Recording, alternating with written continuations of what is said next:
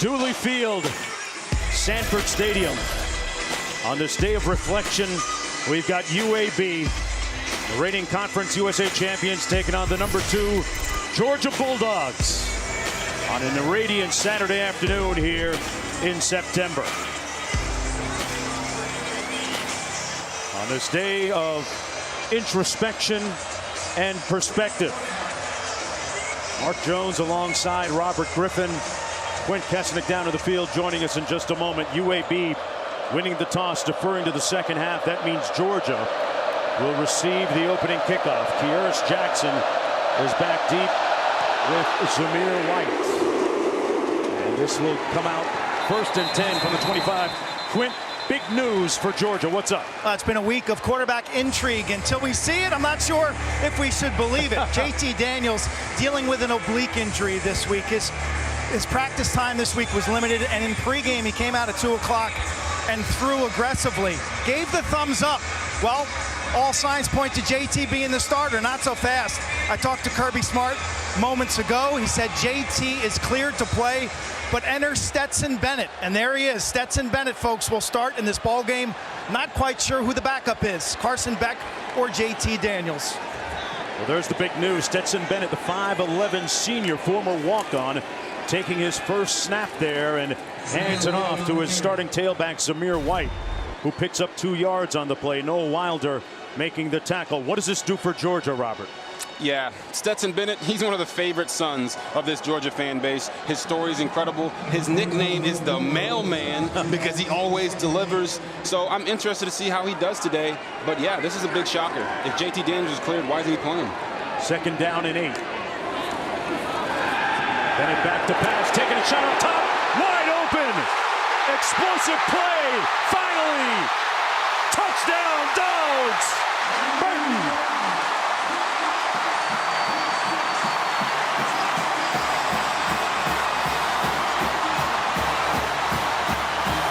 Robert, it didn't take long.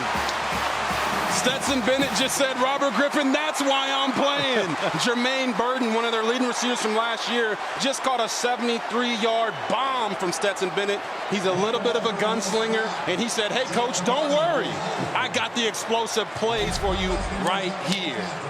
Started some time last year before Daniels took over as the starter, but threw a dime there, and that's Georgia's longest play of the season, folks.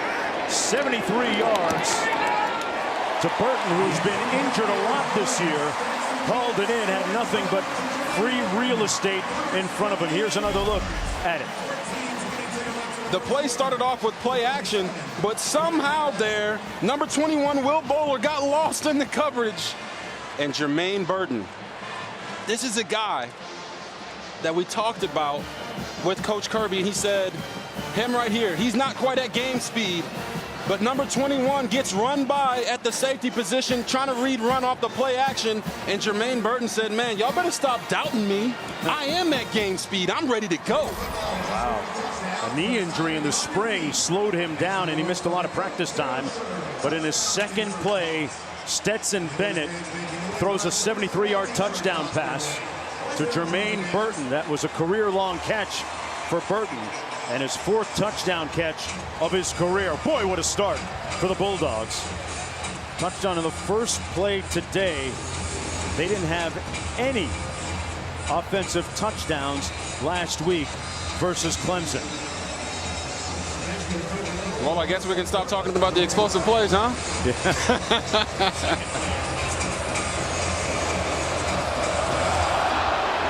Well, you talk about a play that really sets the tenor and tone for the afternoon.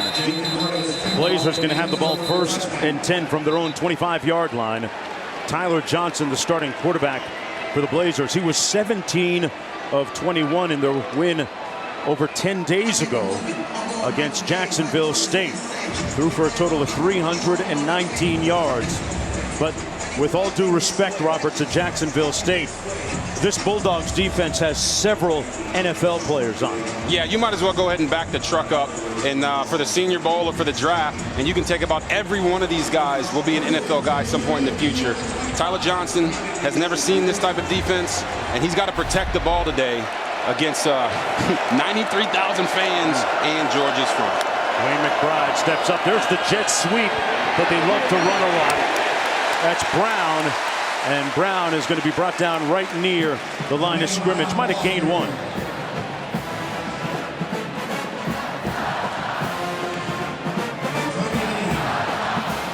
Welcome everyone to Sanford Stadium, Dooley Field, where the Georgia Bulldogs lead it 7-0, courtesy of a 73-yard touchdown play on the second play of the game. The pass went from Bennett to Burton. The Killer Bees make it 7-0 for Georgia. 2nd and 9, UAB on its first possession. The pass a little bit high for Brown Jr., and it'll be 3rd and long for the Blazers, the reigning Conference USA champions, in a daunting environment here today in front of 93,000 people. JT Daniels, the starting quarterback for the Georgia Bulldogs, unable to start today because of an upper body injury, thus opening the door for Stetson Bennett. And Bennett threw a perfect pass on the game's second play for that touchdown. That's the prevailing storyline as we begin this football game.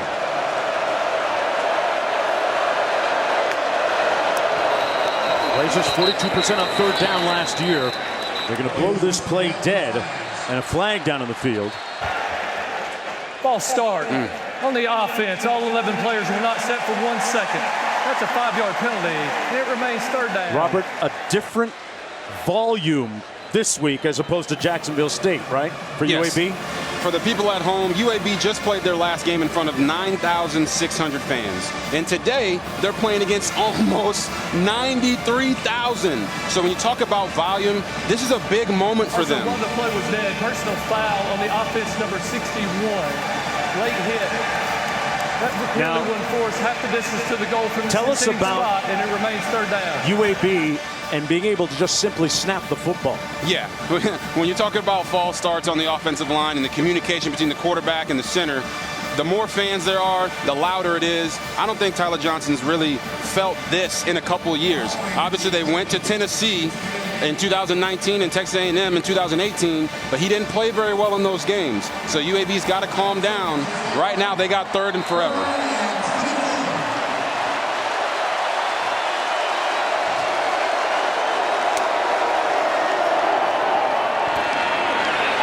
Complete. They try and stretch that field a little bit. Good catch by Ryan Davis, who had 3 catches in their previous game, but not enough for the first down there. They'll have to punt 3 and out on their first possession of the football game.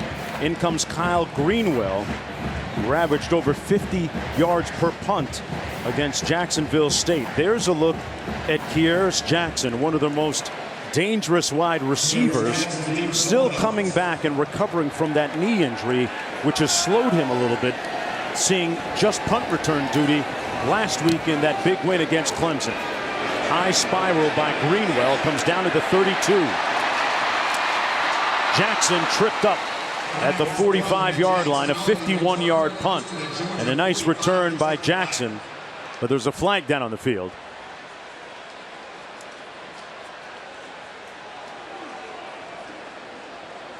Over with the tackle for UAB.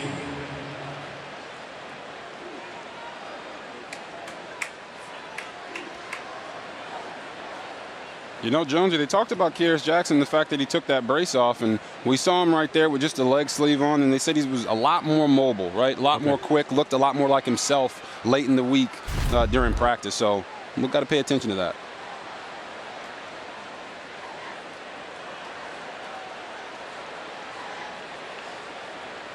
Like we're going to have offsetting infractions here. Kirby Smart, in wake of the win against Clemson, warned everybody who was willing to listen that this UAB football team is ready. And he says you're either elite or you're not. Right out of Talladega Nights. I was going to say he must be watching a lot of Ricky Bobby, right? You're the first or you're last. But Kirby Smart, he loved what his defense did in the last game. And even though they only gave up 3 points, he still talked to us and his team all week. There are 2 fouls on the play. Hold on. A kicking team player went out of bounds on the kick on the kicking team number 8. During the return, illegal block in the back on the return team number 3. Those penalties will offset We will replay 4th down. Just like I said, offsetting penalties and replaying 4th down. We talked about the impervious defense of Georgia last week. Look at those incredible numbers. 2 yards rushing, 7 sacks against Clemson. Did not let them score a touchdown, just 180 total yards. That's about as impressive as you can get against a top-rated team like Clemson. You would think, but Kirby Smart still wasn't satisfied with that. He felt like their communication and their mental errors were too frequent. And as you see right here on special teams, they have offsetting penalties that made them have to replay the down.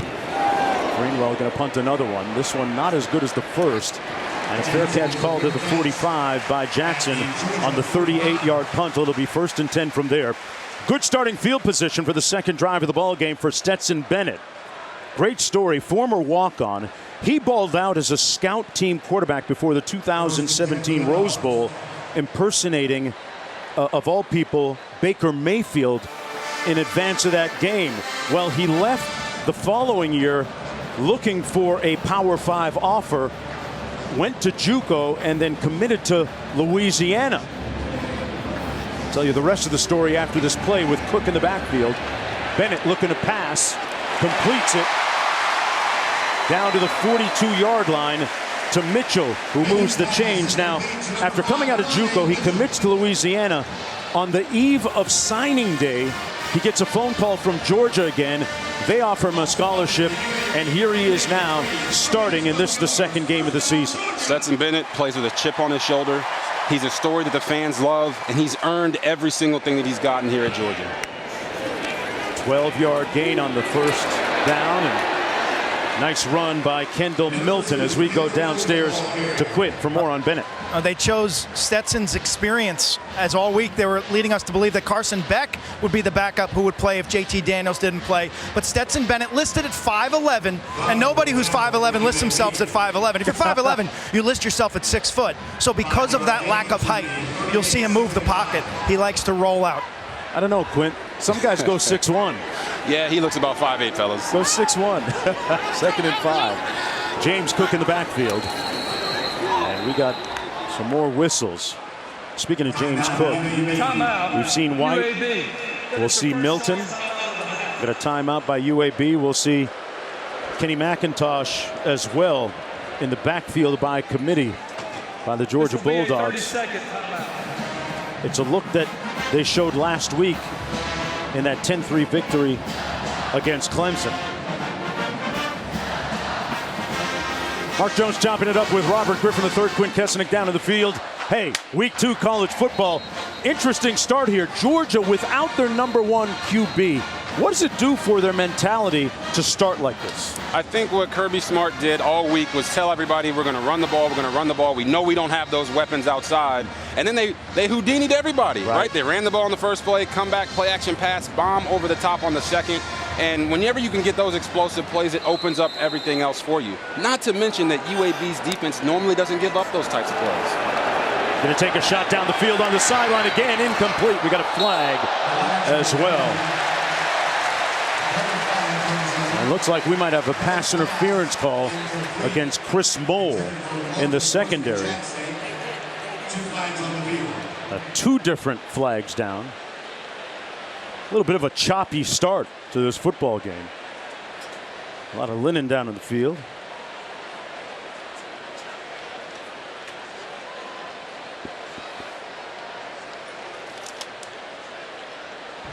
There are 2 fouls on the play. Offside on the defense, the defensive end. That's a 5-yard penalty. After the play was over, personal foul, unnecessary roughness, late hit on the defense, number 6. That penalty will be enforced 15 yards from the succeeding spot, and it carries an automatic first down. Oh, wow. You see here, a little hold there at the top of the route. He never gives him, oh, wow. Look at that. Safety comes over, hits him with the that shoulder. I mean, if you're UAB, you got to be disciplined in these situations, right? Georgia is already the predominant favorite. You can't give them freebies and have them move down the field with penalty yardage like that. Moves the ball all the way inside the 20 to the 18-yard line. First down and 10 for the Bulldogs. Just a bonehead play by Chris Moll there, number 6 for UAB. Bennett out of the shotgun. Hands it off to Cook, who's brought down after a gain of about 1 by Moultrie. Meanwhile, Bill Clark has orchestrated an incredible resurrection and rebuilding of the UAB football program. This is the program, folks, that back in 2015 didn't play. They were disbanded, discontinued, disconcerted, done, and then reinstated a year later. They practiced all of 2016 and then back to football in full effect in 2017. Cook on the run and stopped up. Got a little push from behind. It'll be third down after that 5-yard gain. Wilder making the tackle for UAB. Jonesy, the craziest part of the story for UAB and coming back after being disbanded is that they came back better, right? They've won the West Division of Conference USA for the last 3 years in a row, and they've won outright Conference USA for the last 2 years out of 3, 2018 and 2020. So how they got disbanded and came back better is just phenomenal. Great work by the coaching staff and everybody associated with the program. McIntosh in the backfield. Bennett to pass. McIntosh with a great catch. Touchdown, Georgia.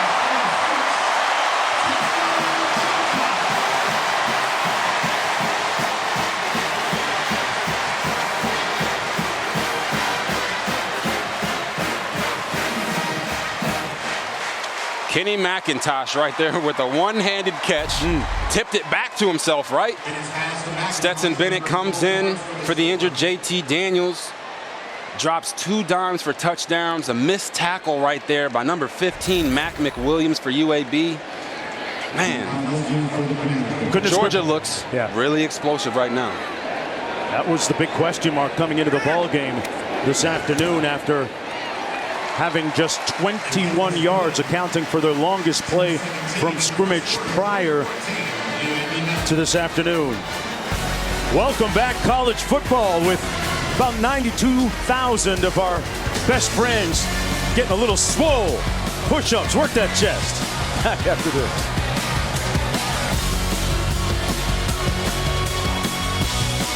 Sling TV, folks. You're watching the SEC on ESPN on an incandescent Saturday afternoon. Fireworks early in this football game.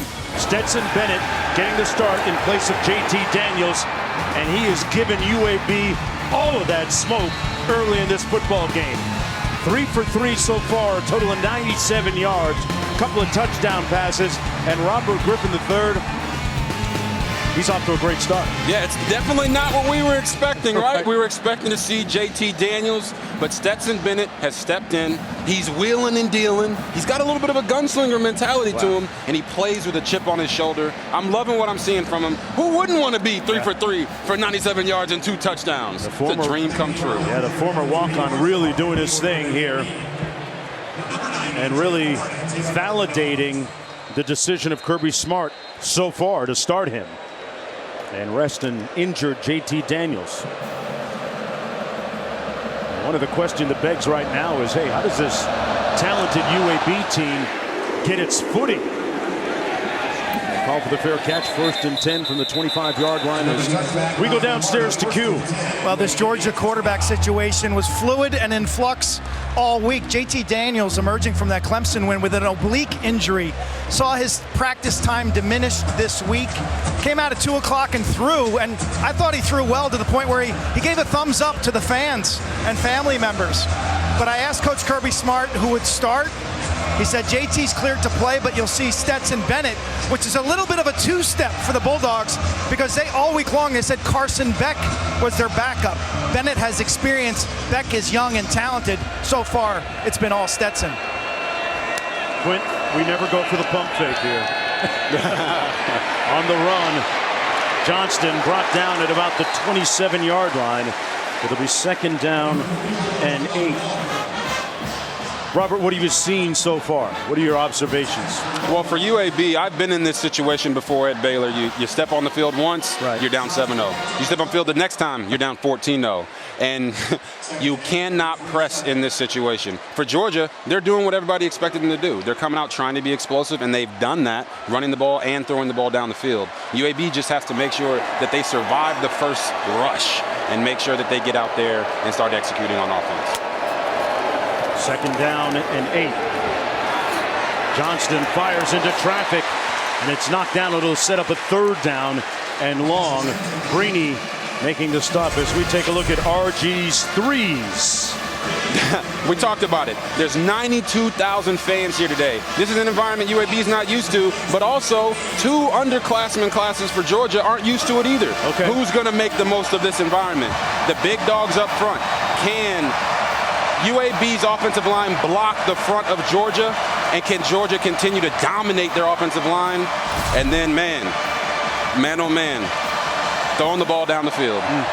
Who's going to make the most plays? UAB likes to take shots. Georgia's taking shots today. UAB's got to get something going. It looks like the Blazers are going to call the timeout. Coach Bill Clark exhorting his squad from the sidelines with 9:31 to go in the first quarter. All that humanity, a sea of red and black, tells you college football is back.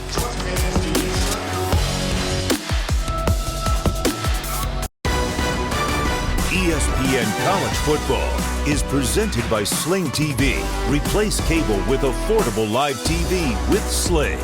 And in part by Duracell Optimum. Welcome back, everyone, on this solemn yet joyful day. One day that we will never forget. It's been 20 years to the day since the 9/11 attacks on our soil and our collective consciousness. And earlier today, a moment of silence to commemorate this day.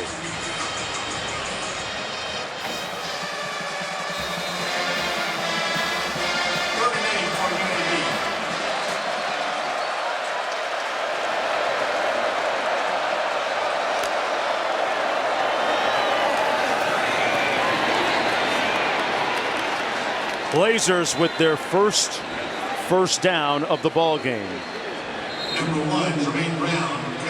You know, it's interesting that as I think about 9/11 today, Robert, I actually called the first ESPN football game, first collegiate football game back in wake of 9/11 in Starkville, Mississippi. It was South Carolina against Mississippi State, and I can remember the feeling of uncertainty that we all shared in the stadium on that day, mixed in with a little bit of fear, but also a lot of resolve that as a country we're all going to get through it. And it was one of the more memorable days for me, one of the most memorable football games 20 years ago already.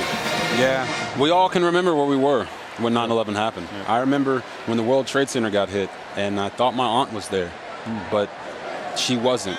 Her assignment that day had got rescheduled, and she was actually here in Georgia teaching a class.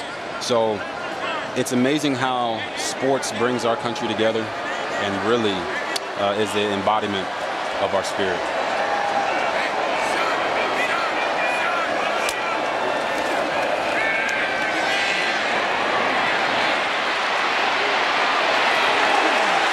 And Johnston picks up the first down. Quint? Mark, I grew up in Lynbrook, New York. It's a town that lost 10 people on 9/11, and I lost a high school teammate, Morty Frank. He was our 98-pounder of my high school wrestling team. And on this day and forever, we choose to remember their great traits. Morty had a huge laugh for a little guy, and he had the best sense of humor on the team. Always awesome and thoughtful to honor those rescue workers that day at the World Trade Centers that ran into the building. Think about the amount of courage that it takes. Members of the NYPD and FDNY, the fire department, police department, running into those towers as they burned. our thoughts and prayers remain with their families for our higher powers' provision and protection. Yeah, just selfless, right? Willing to sacrifice himself to save others.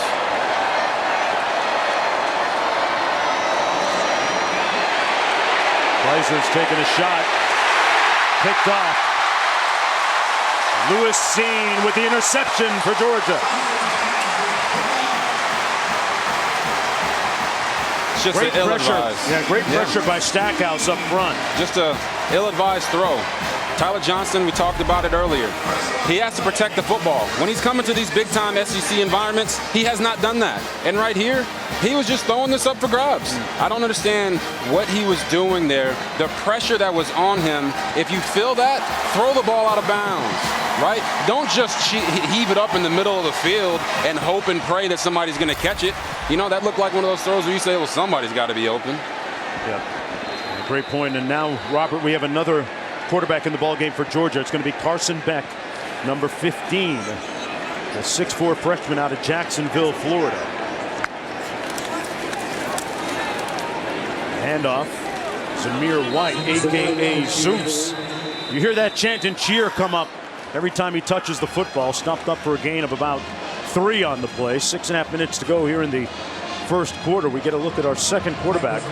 Robert, what do you make of the change here by Kirby Smart? I don't like the change because Stetson Bennett was balling, right? Okay. Let him keep going. Let the game get more out of reach if you want to get Carson Beck some reps. But this is a guy that's been a story all camp. He's impressed them from last year to this year. His decision-making, his ability to throw. He's a mobile guy. Let's see what he's got. Going to hand it off here on second down. That's Zamir White again. And White stopped up after a gain of about 3. Hey, coming up tonight over on ABC, we'll take you to the Big House Ann Arbor Saturday night football matchup. Presented by Capital One, Jim Harbaugh, the Wolverines, hosting Washington. You can always watch it on the ESPN app. One app, one tap. The Huskies looking to bounce back. They got mauled by Montana last week. Oh, it was a barn burner, 13-7, right? And Michigan's trying to make sure they stay on a roll and don't let Washington come back and beat them after they just lost to Montana. Harbaugh never lived that one down. 3rd and 3, nothing doing in the middle for Kendall Milton. That defensive front with a nice surge of energy in the middle, led by Turner and Thomas for the Blazers, and that's going to get their defense off the field here on 4th down coming up. As the Blazers were driving on their last offensive possession, that was one of the most important ones for them, right? Well, the defense comes up big, and that battle in the middle, right? O-line, D-line, they step up big there, get a stop. Like I said, they just got to make sure that the floodgates don't stay open and the points keep coming. UAB is, look, they have upset on their mind, but they got to get things rolling and stop hurting themselves. You're looking at Starling Thomas as Camarda punts. Blazers blocked a punt in their first game. This one will land at the 23. And we got a timeout on the field. 1st and 10. We'll take a break. And when we come back on the other side, we'll be talking about things in threes. Three's Company, and Three's got a big story behind it. On the other side of this, stick around.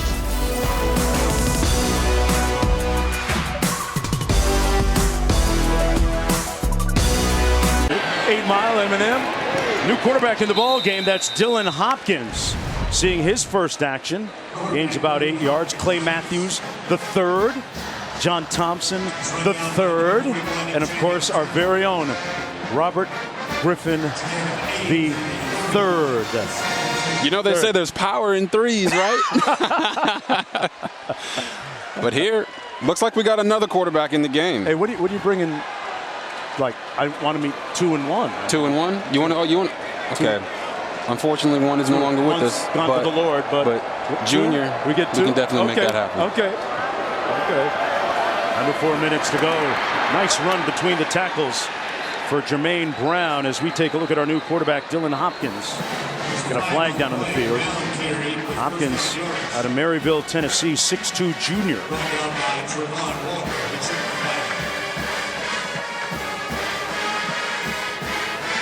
Personal foul, face mask on the defense, number 44.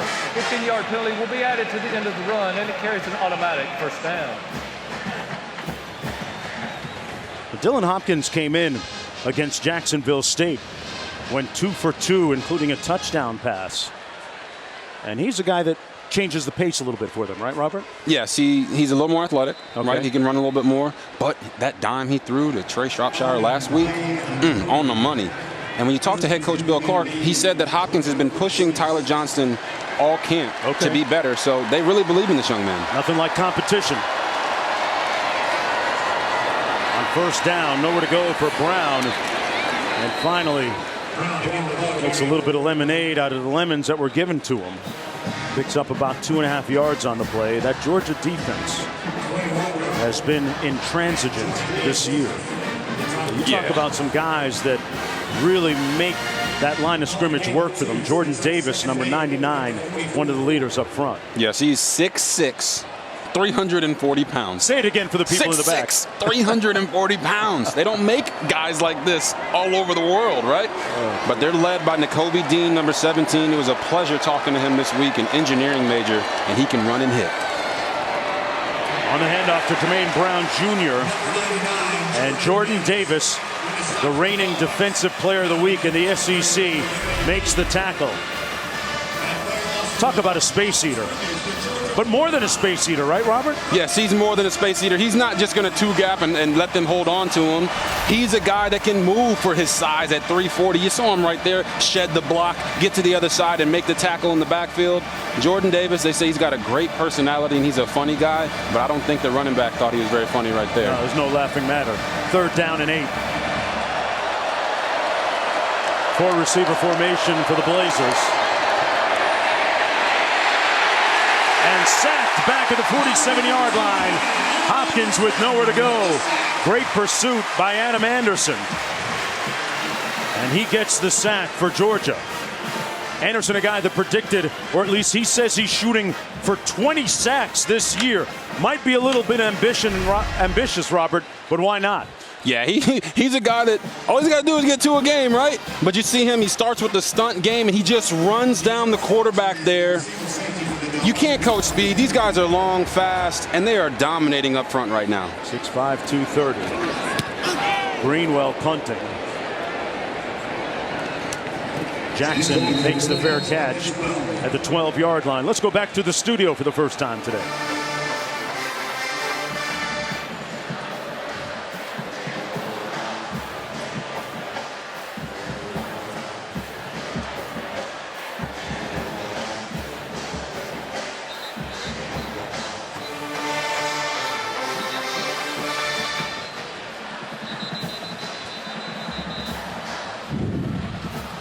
Kevin, Penn State off to a great start. Stetson Bennett comes back in the ball game in this game of quarterback shuffling for Georgia. 1:28 to go in the first quarter. James Cook in the backfield. 1st and 10 from their own 12. The worst starting field position of the afternoon. And wide open. Room service to Bowers.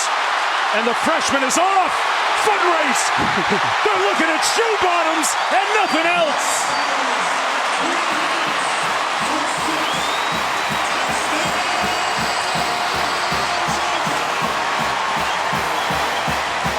It appears that Georgia just wanted to give Stetson Bennett 1 series off and let Carson Beck hand it off 3 times and come back and throw a dime. Wow, Brock Bowers, did you see that? Unbelievable. They said he ran 21 miles per hour on the GPS consistently, but holy cow, did he outrun everybody on the field. 6 catches last week for 43 yards. He was a big part of their offensive success in that Clemson win. The extra point good, and the Georgia Bulldogs near perfect offensively with a couple of big explosive plays here in this game already in the first quarter. That's the first touchdown catch of his career. Yeah, I mean, I believe that's him right there. And you're going to see them run a little fake to the back to try to get them outflanked. And that defender right there just doesn't stick with Bowers. And then from here on, he just runs through every possible angle on the field. I mean, we saw this guy be their leading receiver last week, but boy, oh boy. Stetson Bennett, man. He took off. He got some takeoff in his feet. Brock Bowers. Do we got to call him Bowser? Oh, my goodness. That's a baller's name. Bennett with a career-long touchdown pass as well. He is a size mismatch, right, Robert? Yes. When you look at his skill set. 6'4", 230 pounds. And I'm telling you right now, this dude can play on Sundays. You don't see tight ends that big that can run that fast. Wow, and he's only a freshman? Wow. Georgia's in for a treat for a couple of years with this guy. I'll tell you what, he's from Napa, California. They can name a couple bottles after him. Napa know-how, Napa know-how. Yeah, buddy. 114. Get him a little of that NIL. Out of the back of the end zone, it'll be 1st and 10 from the 25. The Blazers on their heels. And this is why. He's off to the races. Counting in my head, it's about 6.5 seconds from the time he caught it to the time he made it into the end zone. He's talking about his run to Fitzpatrick right there. He needs to put some ice on those hamstrings, man. He was moving. 7 seconds to get down the field like that? Wow. Tyler Johnson back in at quarterback. Johnston threw an interception earlier. Hands it off to McBride, who had a couple of fumbles last week in that game against Jacksonville State. Tramel Waldtower making the tackle on the play for Georgia. With a minute to go in the first quarter, 21-0. Bulldogs with the lead. So if people were wondering whether they would have a letdown after that big hyped up game against Clemson and winning it, the jury's in already, right? Oh yeah, I mean you still got to finish the game. But Kirby Smart preached it all week. Discipline, discipline, discipline. They're not going to be caught sleeping today.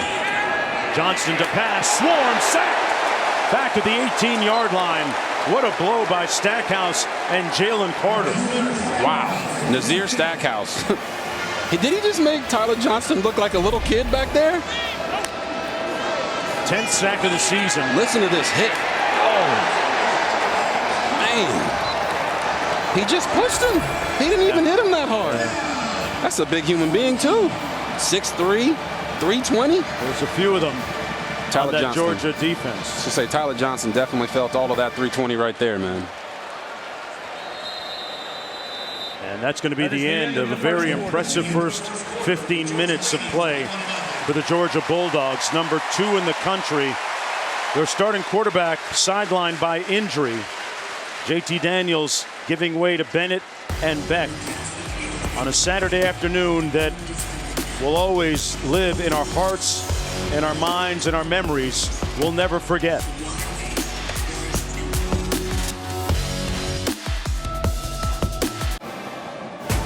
Welcome back, everyone, to Athens, Georgia, where you're watching the SEC on ESPN. And, oh, yeah, Ugo feeling a little icy in his little doghouse. I tell you what, he's got UAB on ice right now. McBride on the run picks up about 3 on the play. Explosive plays, the story of the afternoon so far by these Georgia Bulldogs. They got one on the second play of the game right there. Yep, got a deep ball to Jermaine Burton. We've been talking about it all week. Are they going to have any explosive plays? What do? They come out and get 2 of them in the first quarter, right? You got Brock Bowers here outrunning everybody. He's a guy that's going to be playing on Sundays.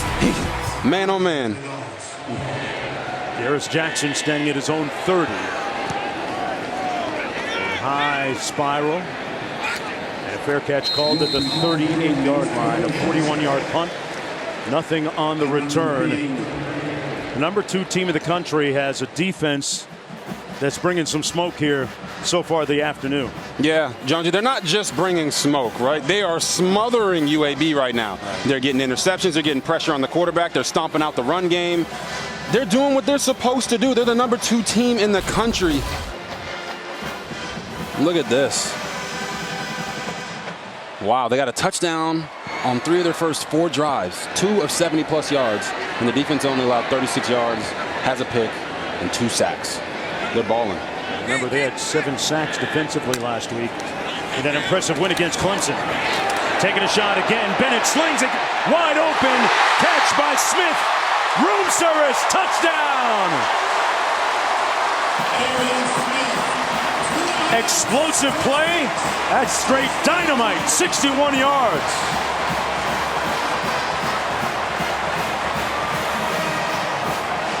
When we talked with JT Daniels earlier this week, he told us about Arian Smith. He said there's not a person on the field that can run with this guy. So what does Stetson Bennett say? Thank you, JT Daniels, for the tip.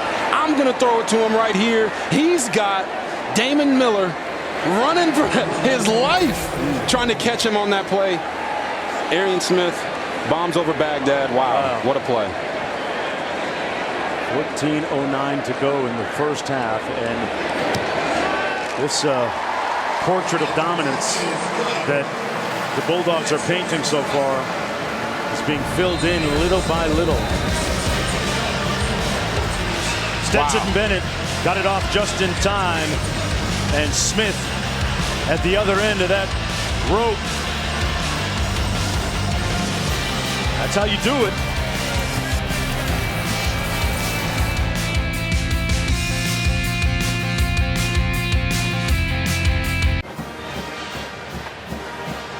Welcome back, everyone, to a jubilant Athens, Georgia. Dooley Field, Sanford Stadium. Boy, what a start for the Bulldogs, leading 28-0. And another explosive play for a touchdown a moment ago. They've had big plays of 75 yards, 88 yards, and 61 yards. All for touchdowns. And the Blazers are going to get it 1st and 10 from their own 25-yard line.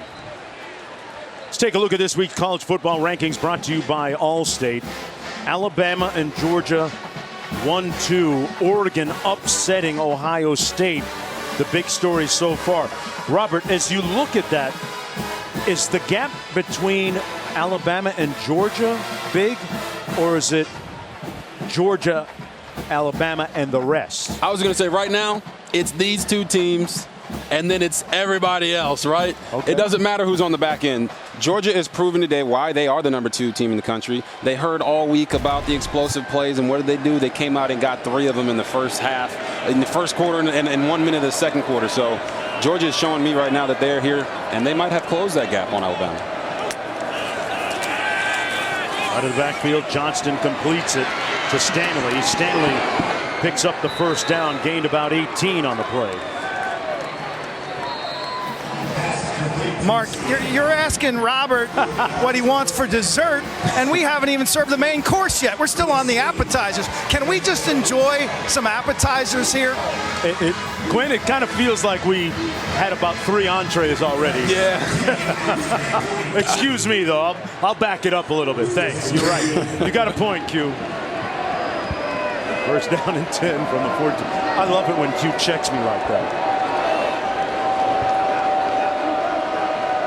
Johnson out of the shotgun again. Hand it off over the left side. Nice run by Stanley. Moving the ball well again on the ground. Usha Shanley picks up 16. Folks, this season Allstate will celebrate every field goal and extra point made by participating universities by making a donation to the university's General Scholarship Fund. Thank you, Allstate. All the great things they do in and around the fantastic game of college football. I know right now Georgia's up 28-0, but the last thing they can do is relax. We're in the second quarter. There's 12 minutes in the second quarter left. They got to keep playing ball. 1st and 10. Johnston going to take a shot up top. Incomplete. It'll be 2nd down and 10. He tried to find Trey Shropshire. Shropshire is their deep threat. 42-yard touchdown catch against Jacksonville State in their opener. He is undoubtedly their top deep threat. The interesting thing about Shrop, as they call him at UAB, is that in the last 2 games, he's had more production than he ever did in his previous 8. Where he had 10 catches for 307 yards. In his previous 8 games, he had 9 catches for 130 yards. So they're definitely looking for him when he's in one-on-one situations, but they got to hit those throws if they want to even have a chance at coming back in this game. 2nd down and 10. Johnston checking his wristband. And they seemed a little bit out of sorts on 2nd down and 10. But the Blazers have been a great story on and off the football field to get to the point where they are this afternoon. We'll chronicle that on the other side of this. Back in a moment.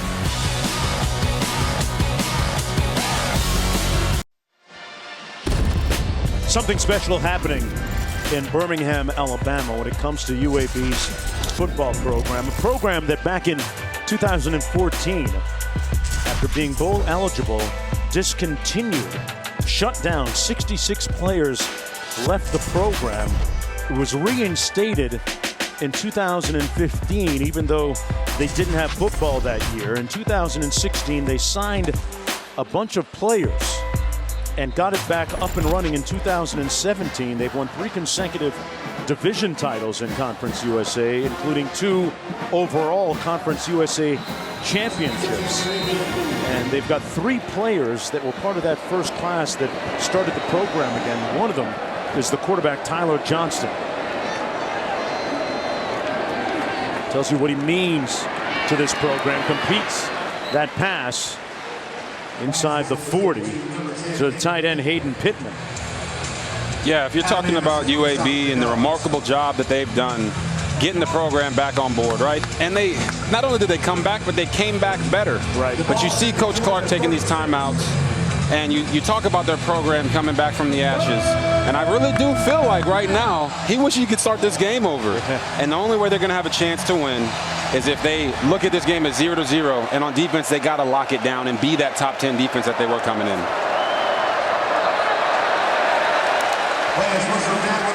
Blazers building their brand regionally and nationally.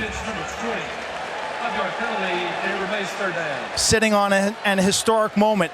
Will it be this game? Will it be down the road? We'll see. Coach Bill Clark saying all of these moments you're going to see in the movie someday. It's a very riveting and compelling story when you look at those bullet points on the screen.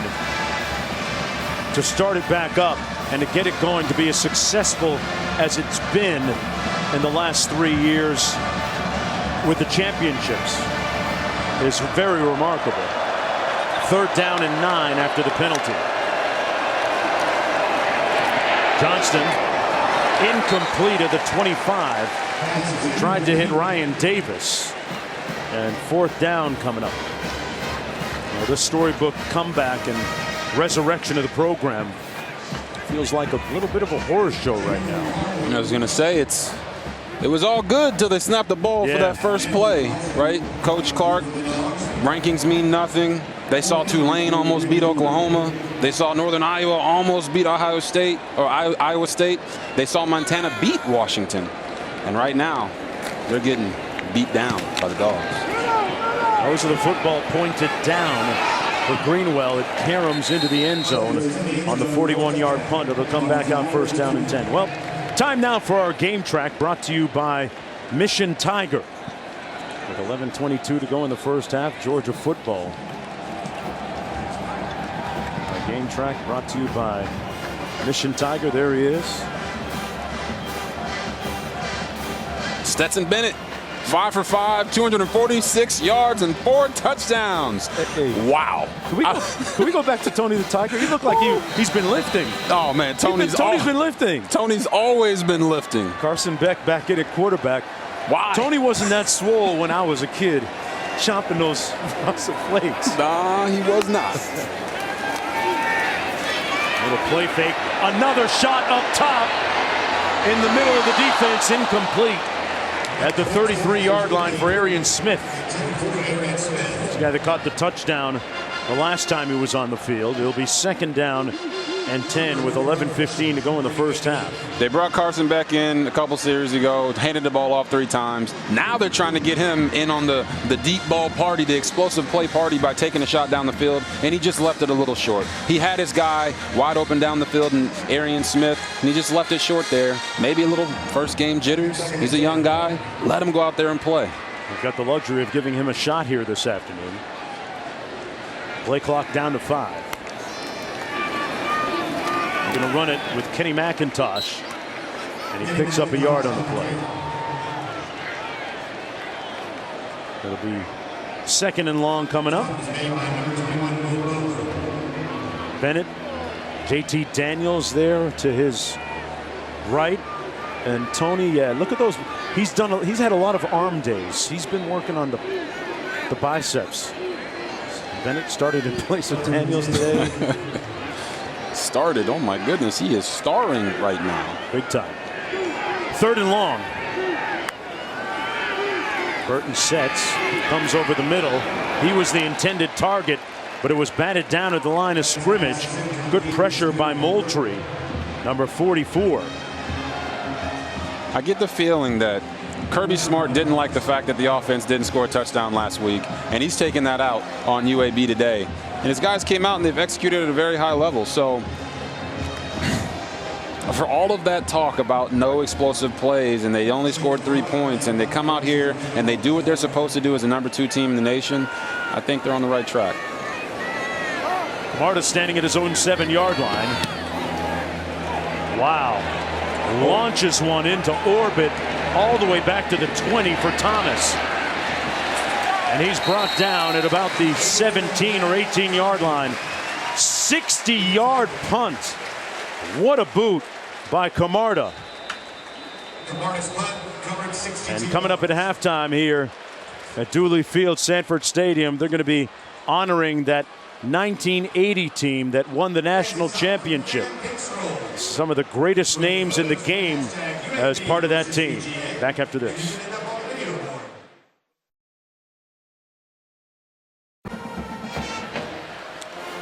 Welcome back, everyone, to Athens. Kick off your Week 1 NFL Sunday at 10 a.m. Eastern, 7 a.m. Pacific with the Countdown crew on ESPN and the app.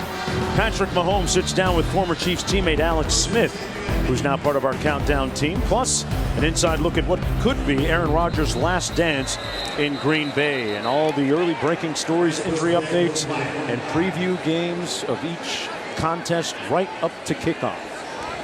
We get a flag down on the play. Ball start on the offense, number 6. 5-yard penalty, and it remains first down.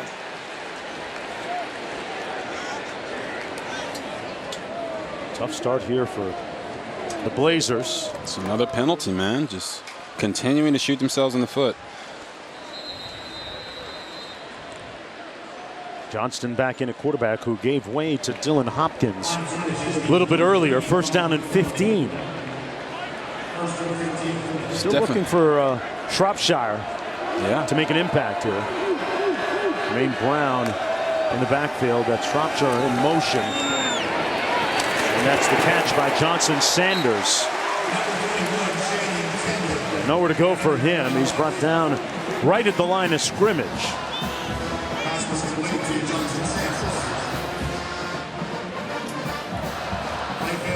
One of the big games today, Iowa State and Iowa. And of course, a lot of eyeballs on the Big 12 still with the changing landscape of college football, with 4 teams being invited to join the conference, Robert. Yeah, you just heard the news just like everybody else earlier this week. BYU, Cincinnati, UCF, and Houston going to join the Big 12, keep that conference alive, and maybe there's more expansion in the future. Yeah, pretty fluid.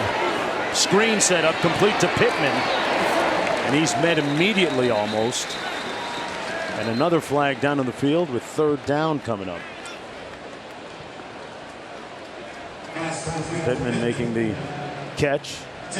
He's made a reception in 26 consecutive games, coming into this one now 27.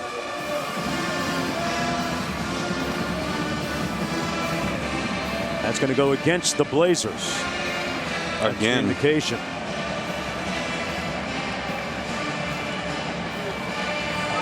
Just get the feeling that UAB can't do anything right today, right? Just penalties, bomb shots, uncharacteristic of how they've played. Illegal touching on the offense, number 10.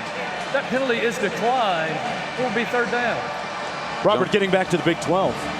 You played in the conference. Those 4 teams to accept invitations. What are your thoughts on the change and the new members and how it impacts the history of the rivalries? Yeah, they talk about the expansion of the leagues. I kind of feel like we did this week with Georgia. They're just lying to us about everything. Carson Beck's going to start and we're going to run the ball. No, they're not doing any of that. They're throwing it and Stetson Bennett's out there slinging it. when it comes to the realignment, I feel the same way. 3rd and 10. Loose ball up in the air and incomplete. And heavy pressure on quarterback Tyler Johnston, the third. On the field is an incomplete pass. 4th down. 4th down coming up. And the treacherous afternoon for UAB and quarterback Johnston continues. Yeah, man. Robert Bill Jr. right there just meeting at the quarterback. When we talked to defensive coordinator Dan Lanning, that's what he said. That's what they teach their guys. You know, stop the run on your way to hitting the quarterback. So they are relentless, and you can see that all day today. 5th punt already by Kyle Greenwell from his own 8. At the 35, that's Jackson.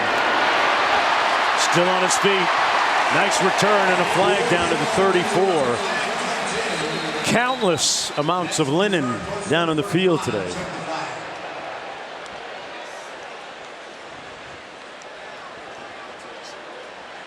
During the return, holding on the receiving team number 2. 10-yard penalty from the spot of the foul. 1st down. 8:44 to go in the first half, and penalty going to go against Georgia. So they'll back it up. There's a look at the big plays they've had today. 73, 89, 61. As Stetson Bennett comes back into the ball game. Robert, what do you make of this quarterback roulette game that the Bulldogs are playing right now? Tell me after this play with James Cook now in the backfield. 1st down and 10. Beck played the last series. Bennett back in, and he hands it off to Cook out of Miami, Florida. Yeah, I don't like the quarterback musical chairs, and here's why. Stetson Bennett is balling, right? He throws a touchdown to Jermaine Burton. Comes back, he throws a touchdown pass to Brock Bowers. He is out here wheeling and dealing. He's seeing the field perfectly, and then what does he do? He throws one to the fastest man on the field, Arian Smith. So I don't like the quarterback musical chairs. Let Stetson Bennett play the entire first half, get a lead, whatever you want to do, and then bring in the young guy, Carson Beck, and let him get in a rhythm so he can show us what he's got. The play action sets up the screen, complete to the tight end Bowers. A great runner after the catch. Showing some skills with it in the open field, and a nice run. 22 yards. And we got another flag on the field. Number 7, 10-yard penalty. Replay, 2nd down. As you see here, you got Stetson Bennett going 6 for 6 for 268 yards, which is otherworldly, right? But he's also got 4 touchdowns, which is also otherworldly. And Carson Beck, when you're coming in for a guy who's on fire, literally on fire, right? Everybody in the stands is wondering the same thing that we are. Why are you taking out Stetson Bennett? It's a bad look for Carson Beck, but he's a young guy. He'll learn, and Kirby Smart knows what he's doing. When we can't second guess that.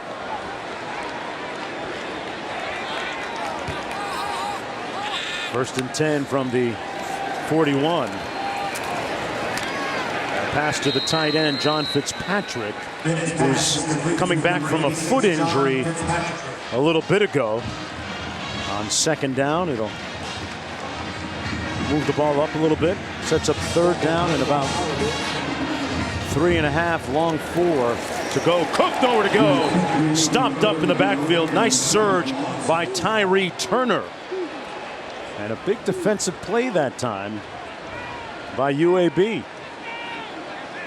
As much as they've done in the passing game, Robert, the running game hasn't been as fruitful for Georgia. Yes, we thought we would see a heavy dosage of that 4-headed monster at running back they have, starting with Zamir White.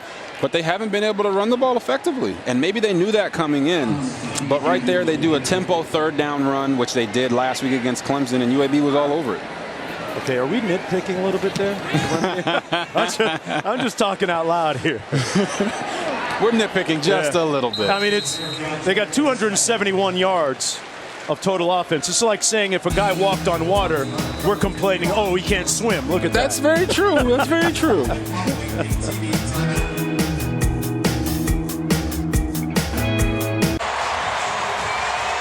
Welcome back, everyone. Extra Yard for Teachers Week is an annual effort led by College Football Playoff Foundation that brings college sports together to support and honor great teachers across the country at games and on social media. Now, to learn more about Extra Yard for Teachers, follow at CFP Extra Yard. And it was interesting in speaking with that young man earlier today, Rajay Johnson Sanders. You can teach by inspiring people. And Robert Griffin III inspired Rajay, taught him by the way he played, because he told us, he said, Mr. Griffin, I chose you over Michael Vick as my favorite player. On the offense, number 61. I chose number 3. I wear number 3 because of you. And your style of football, the way you played football, with your attitude and your effort. Mr. Griffin. Okay, he called you Mr. Griffin. You guys got a kick out of that, too. I'm sitting here at 31 years old, and I'm listening to this young man call me Mr. Griffin over and over. And I can tell you, man, it's not very often that you get to come and encounter people who you've inspired over the years. So it was a truly humbling experience for me to listen to him talk. Awesome. Nice run by McBride. Hangs on to the football after putting it on the ground a couple of times last week. Hopkins, in a quarterback, is the one that handed it off to him. 12-yard gain, Quint. There's got to be a lot of responsibility that goes with those moments. But, man, that young man's face, his attitude, his personality just came out. And he couldn't have been more excited. It made my day. It gave me great energy to know that, Robert, you have that kind of impact on so many youngsters across the country. I appreciate that, Quint. You telling me he was more excited to talk to me than Mark Jones? Oh, no, come on, man. That ain't even close. I'm just trying to catch some of your vapors. That's all. 2nd down and 1. False start. On the offense, number 77. 5-yard penalty. Remains 2nd down. Well, the 52nd season of Monday Night Football kicks with the Ravens in Vegas to take on the Raiders. 8 Eastern, 5 Pacific on ESPN, ABC, ESPN Deportes, and the ESPN app, one tap. A special edition of Monday Night Countdown kicks off our coverage at 6 Eastern, 3 on the west side on ESPN. It's the biggest season ever. 2nd and 6 for the Blazers. Toss to the wide side of the field. McBride on the carry. Spins off of one tackler. Sets up a 3rd down and about 1 to go. I was going to say, in that Raiders-Ravens game, you can look forward to seeing Lamar Jackson starring at quarterback and running back. Magic. He's magic. He is magic, and they've got some issues at running back with a lot of injuries that they've had. But what's with the ACL injuries in them? They've had several different guys go down with ACL injuries inexplicably. Just you hate to see it. Yeah, with Marcus Peters and Gus Edwards going down back-to-back plays, it was very jarring and shocking to the guys there in Baltimore. Mishandled snap. Johnston with nowhere to go. Check that, Hopkins with nowhere to go. Regardless of who's back there, it's been a rough afternoon. Sherman there to make the tackle on Hopkins. Georgia is literally smothering UAB right now. We talked about that. That's what their defense does. They run, they hit, they go sideline to sideline, and they're showing right now that they are not going to play around today and allow UAB to creep back into this game. Maybe I'm speaking a little out of hand because it's 28-0, but they're saying they're not going to take that foot off the gas pedal. Yeah, Georgia has led college football in run defense the last couple of seasons in a row. A little over 4 minutes to go from the 50. Jackson with intent inside the 20 in the red zone down to about the 17-yard line. A spirited run by Kearis Jackson. He returned it 33 yards on that 41-yard punt. I can tell you right now, there's 2 very happy people right now in Kirby Smart and Todd Monken with Kearis Jackson looking like that. Okay. You know, he hasn't been as healthy, and now he's taking the brace off. He's doing the returns. He's one of the most dangerous return men in the country, and he's showing you that right now. So I think they're very excited about him, and over the weeks, they're going to maybe try to work him back in on offense. They've been missing some of their explosive receivers. But you look there and you're talking about JT Daniels as he's watching from the sidelines. What happens to him after Stetson Bennett's playing the way he's playing? Hand off to Zamir White, a.k.a. Zeus. And the continuing rotation of quarterbacks providing a little bit of intrigue for Georgia. Hey, you tell me, man, what happens now when JT Daniels is okay either for the next game or the one after that? Yeah, I feel like last year was very similar, right? Stetson Bennett's a starter. He's playing well. Then he starts not playing so well, and JT Daniels comes in and takes that spot. Their starting rotation has always been fluid. So if you got Stetson Bennett out here playing the way that he is, it almost feels like they have a quarterback controversy, and JT Daniels is no longer in those planes. Here's the run by Zamir White. A little bit short of the first down. Sets up a 3rd down and 2. It's going to be interesting to see who takes reps and how many this week in practice moving forward for Georgia. But I don't think that guy looks too worried. JT Daniels is a very self-assured, confident young man. And in meeting with him yesterday, Robert, I was impressed by his high degree of self-awareness, his mindfulness, being able to examine his own thoughts and actions and dissect them. Kendall Milton in the backfield takes the handoff, and he picks up the first down. 4-yard gain. You know, when you talk about JT Daniels, that was cool until he came into the Zoom meeting talking about people say he runs like RG3. I That's just where knew he had me. He had me right there. I knew he was light and he was feeling good. But after talking to him, I literally felt like I had just walked out of a quarterback meeting. Yeah. He was that intelligent. He was that, succinct with what he was saying. The transfer from USC, he's a big-time recruit. He really believes in his ability to play the game at a high level.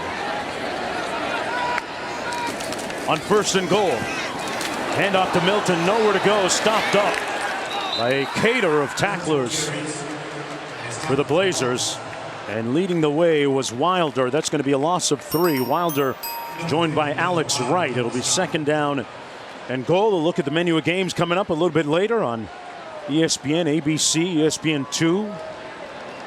Arizona State, top 25 team. Herman Edwards getting it done down there in the desert. Scottsdale. Good to see my guy Charlie Brewer, the former Baylor quarterback at Utah, wheeling and dealing. They're wide in the backfield. Over the middle into the end zone and overshoots his tight end, Fitzpatrick. And it's going to be 3rd down and goal. Let's see what Stetson Bennett and his offensive coordinator Todd Monken bring to the field on this next play. Talked about Bennett, a guy that was a walk-on, left for JUCO, wanted a Power 5 offer, committed to Louisiana, and then on the eve of signing day, Georgia calls at the last minute at the 11th hour and offers him. He comes back to Georgia. On 3rd and goal. Cook in the backfield with 4 wideouts. Looks right, fires, touchdown! Bowers again.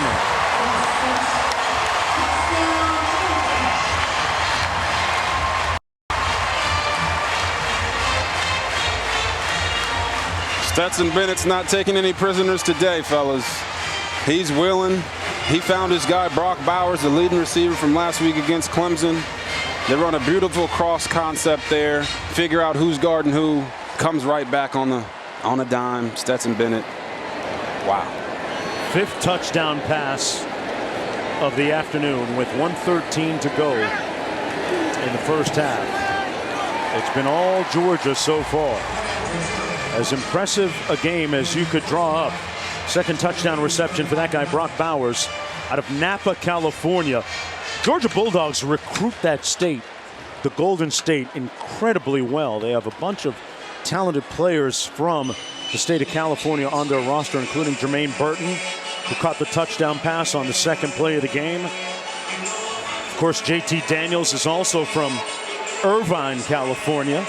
Actually had 9 of his teammates out there. They took a little bonding trip and chemistry building trip to California during the off season.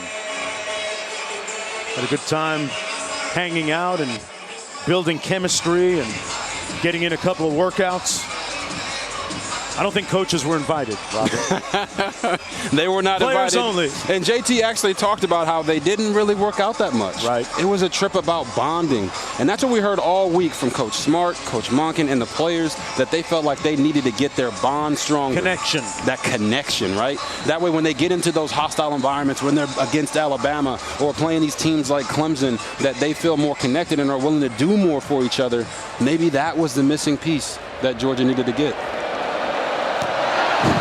Uga moving into position. Kevin Connors, Uga looks like he's in mid-season shape already. Back to you in the studio.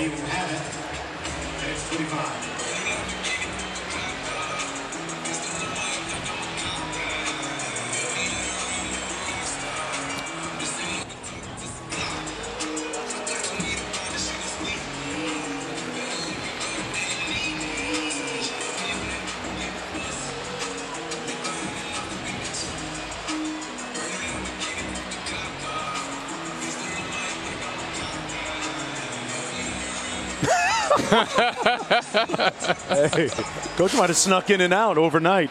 I'm trying to figure out how they get guys to come to Athens, Georgia from Napa. Hey, a little Cabernet Sauvignon. It's all good. There you go. 1st and 10. McBride, pardon me, that's Stanley. Stetson with 5 touchdown passes already in the first half. Ties a single game school record. No picks, 261 yards. 7 passes, 8 completions. I don't know what more to say, what kind of platitudes you throw around. I was going to say his averages have got to be out of this world. I'm not a math guy, and I don't know how to figure out quarterback rating, but it's up there. It might be 4 digits. It's up there for sure. 2nd down and 7.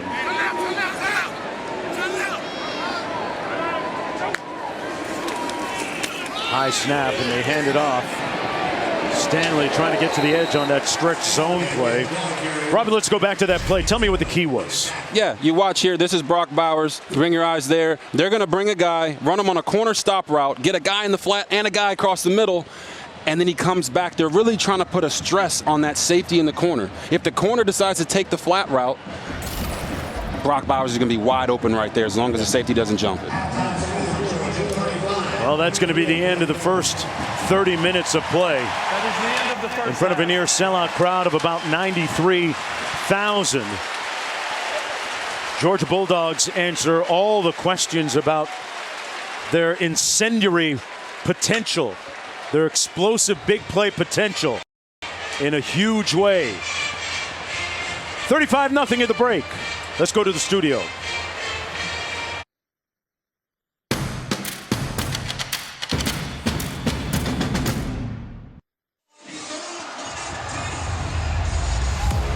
Football is really back.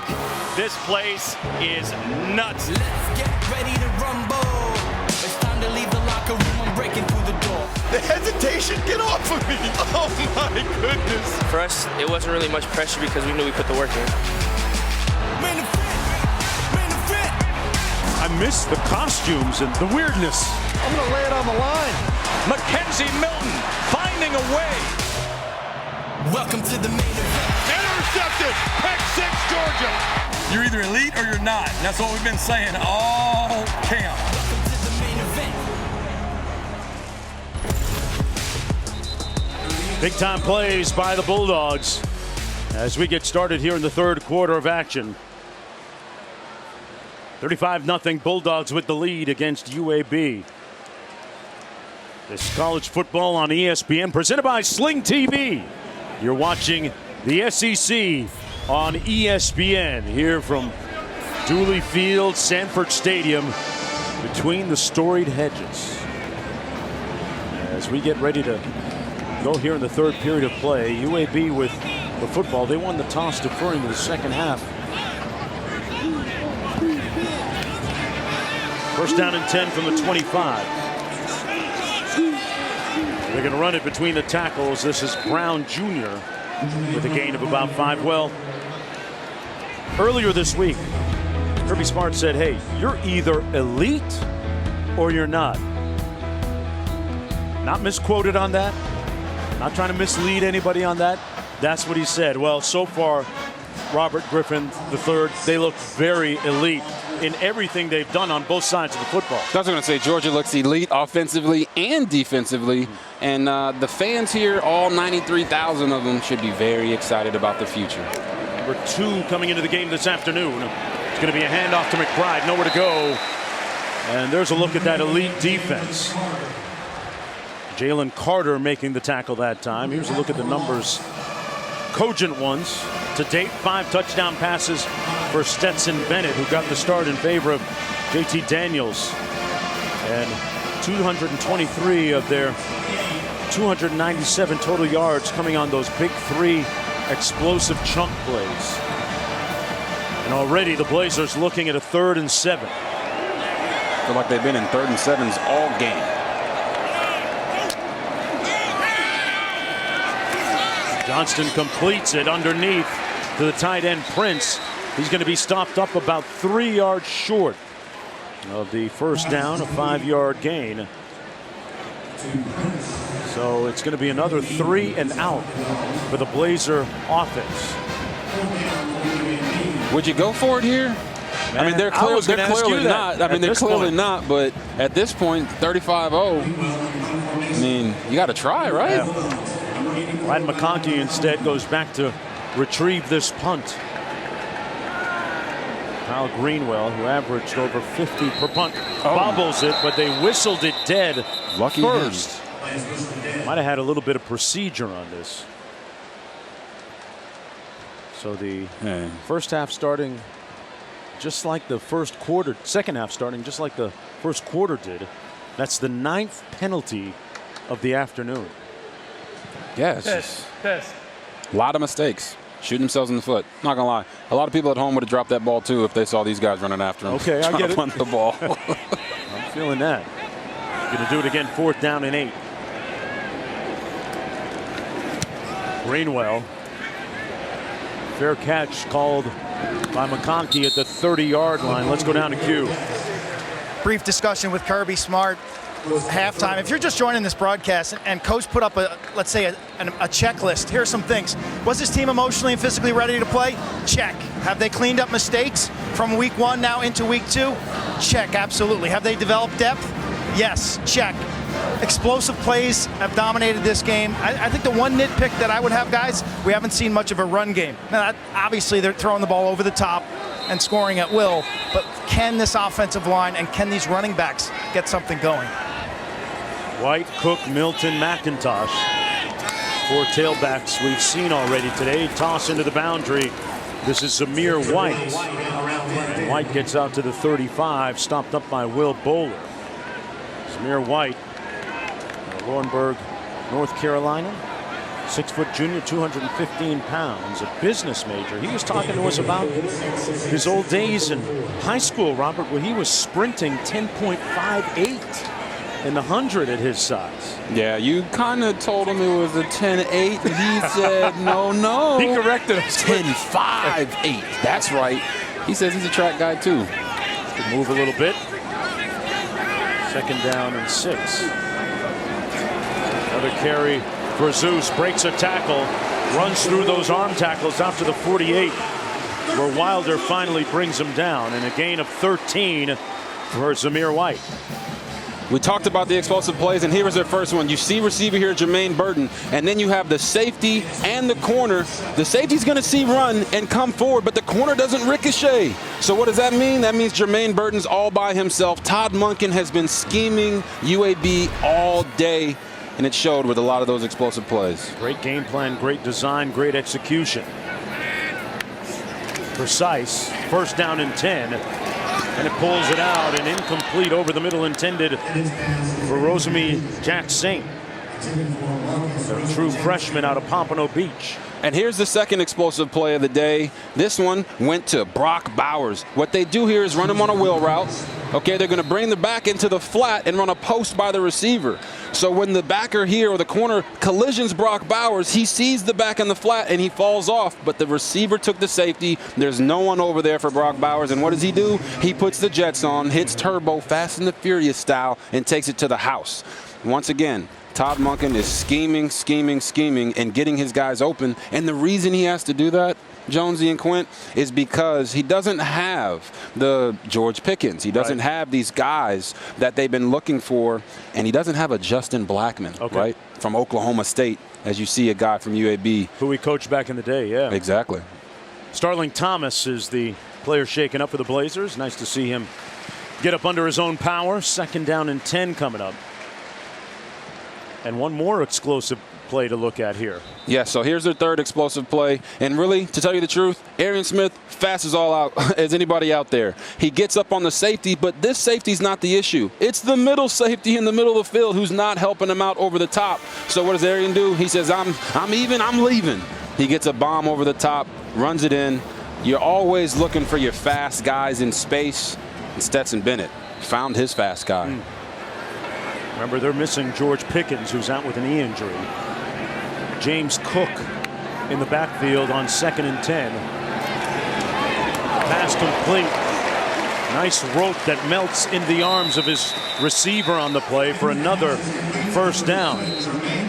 Jermaine Burton caught that touchdown earlier, picks up 14 here. And Stetson Bennett has looked extremely impressive. Yeah. I know they're going to kill me for this on Twitter, but it just seems pretty ironic that Stetson's stepping in here for JT Daniels. And he's playing lights out. And last year, JT Daniels did the same thing to Stetson Bennett. Had a couple injuries, had a couple games there where he wasn't playing that well. JT comes in, starts throwing these big shots. And, wow, Stetson's making the most of his opportunity right now, isn't he? In a big way. 11:19 to go. 1st down and 10 coming up from the 38-yard line for the Georgia Bulldogs, fresh off of an impressive 10-3 win last week against Clemson. Here's a look last year at JT Daniels when he finally took over as the starter. They went 4-0. Their points per game jumped, their yards per game jumped, their 3rd down conversions jumped, and honestly, their explosive plays went through the roof. So you see Stetson doing that today. Remember, Daniels was coming off that knee injury, that torn ACL. As McIntosh gets the carry, collared right at the line of scrimmage. Swoops making the stop on the play. Remember, Daniels in his first game at USC in 2019 tore his ACL, so he was rehabbing through the transfer and didn't start until midway through the season. Ended up winning the last 4 games.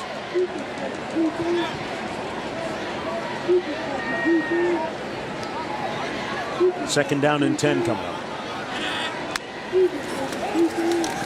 Bennett, another completion. This one just inside the 34. To Jermaine Burton. Well, JT Daniels, a popular quarterback going back to the time even before he went to USC.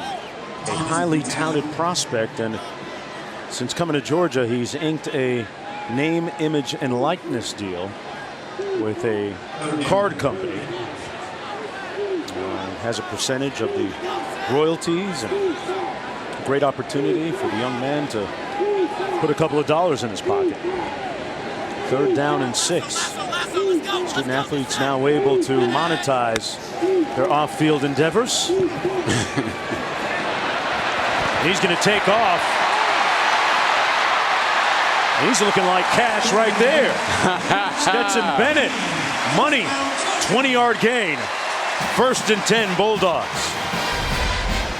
Stetson Bennett drops back to pass.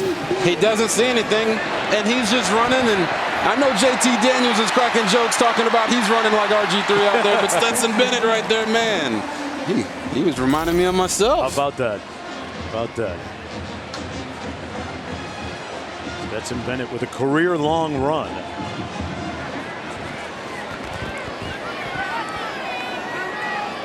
Cook in the backfield. Takes the handoff. Showing a little bit of patience. Oh. Comes out of the pack! Wow! Houdini in the house! An escape artist wearing number 4, James Cook.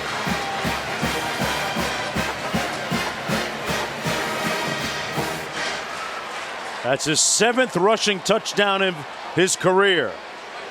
James Cook, out of Miami, Florida, played for the highly touted program, the Miami Central Rockets, a perennial state power down there in the Magic City of Miami. Younger brother of Dalvin Cook of the Minnesota Vikings.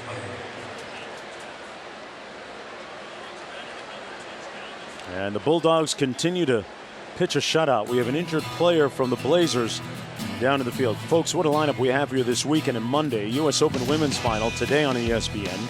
Saturday Night Football game on ABC, Washington, Michigan. U.S. Open Men's Final tomorrow on ESPN. And Monday Night Football Week 1 matchup, Ravens, Raiders. That's on ESPN and ABC. Peyton Manning and Eli Manning are on ESPN2, while ESPN Plus has other options. Everything also available on ESPN. One app, one tap. Whew. Tap the bottle and twist it. They're getting all they can drink right now. We were just talking about Georgia's running game, and here is James Cook, the little brother of Dalvin Cook, and he runs through and he gets, oh no, not going down. James Cook to the end zone. Houdini.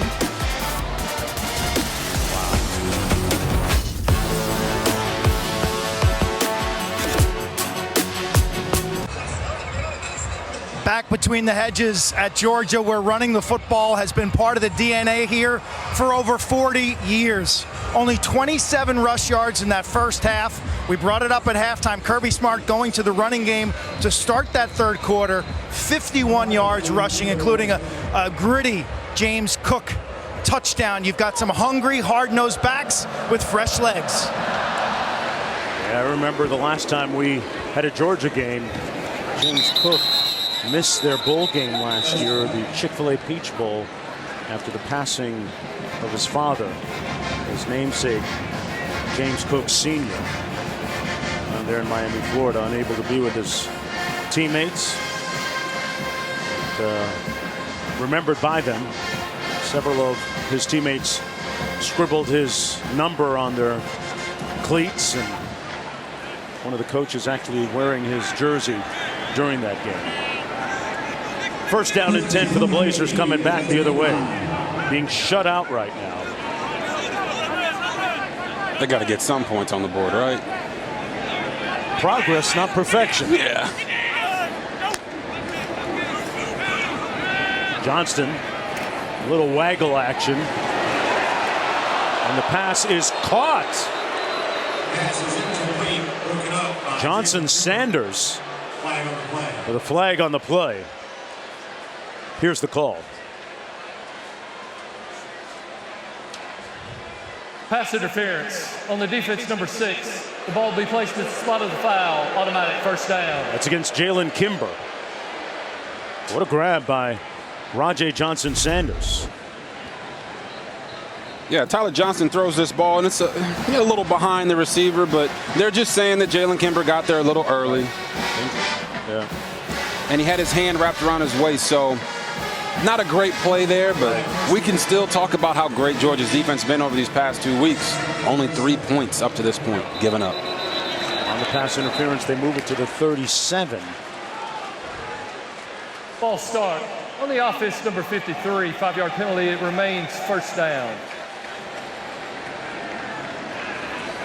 Robert, going into the game, you and I talked about that outside zone play that UAB likes to run. It really hasn't been much of a factor right now. We haven't talked about it a whole bunch, but where does that signature fit to what they've done so far? I'll let you answer that after this play. On first down and 15.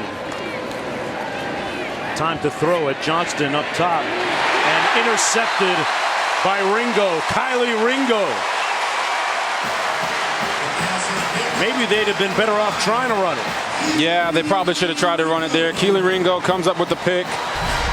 Last week he had a bad pass interference call, but here he's playing off-man coverage on Shropshire on a double move. and the quarterback just underthrows it. Tyler Johnston, the third. Man, can't do that.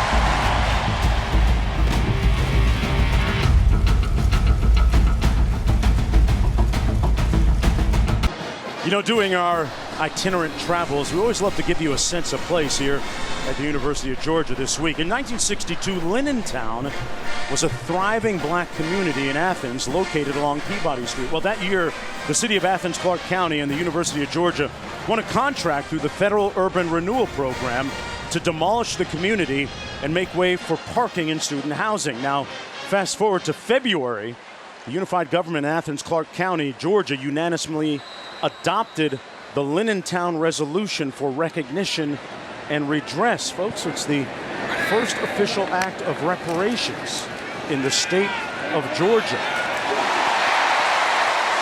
Pass complete for the 27-yard line to Mitchell. You know, black folks used to be able to say that they could see Sanford Stadium from their living rooms back in those days before they changed the neighborhood. Part of this historical site, part of the history here in Athens, Georgia. In my 31 years of college football, never too old to learn something. Here's Milton trying to get to the edge and brought down after a gain of about a yard on the play.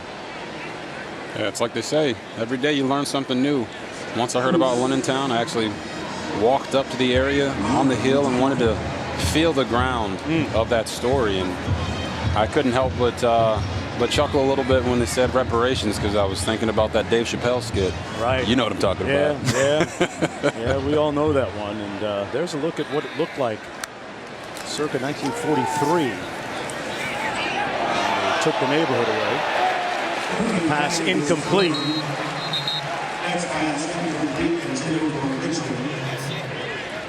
Sometimes we got to remember where we came from, right? And understand our history so that we can push it forward. We don't know what we don't know, right? Yeah. Pass interference on the defense, number 8, 15-yard penalty from the previous spot, and it carries an automatic first down. Well, it's a great chance to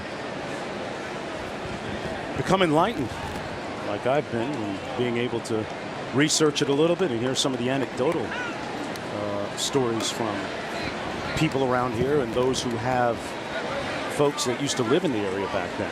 Correct. It's like they say with history, make sure you don't repeat the bad stuff and repeat the good stuff. Amen to that. As we reflect back on a bunch of things today, into the end zone, touchdown to Justin Robinson. Justin Robinson for 6. Touchdown, Georgia. Once again, Georgia using play action to hold the linebackers down and open up the holes behind them. Carson Beck with a nice pass to Justin Robinson. All the quarterbacks today are balling out. It's good to see Carson Beck go out there and get a touchdown pass. It is UAB, and maybe some fans at home feel like this is what they're supposed to do, but you still got to go out and do it every week. UAB, remember, coming in was top 10 defensively the last 3 years in a row, but Carson Beck said, you know what, those are just numbers to me. I'm spinning this thing. And Robinson on the other end of that rope for the touchdown. Back with more right after this.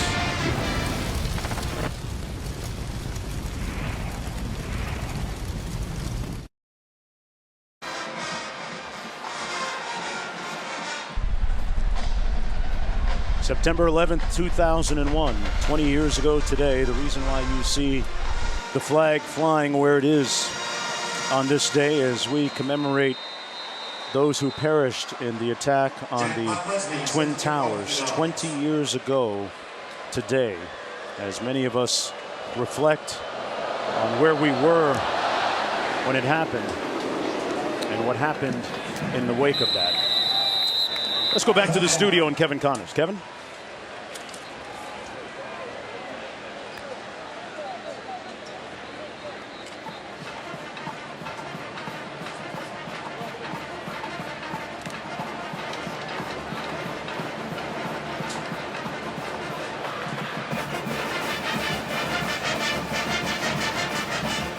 a lot closer than I thought about going into that one, Robert Griffin III. Come on now. It's college football. Yeah. You got to show up and play the game. Well, Georgia showed up in a big way today.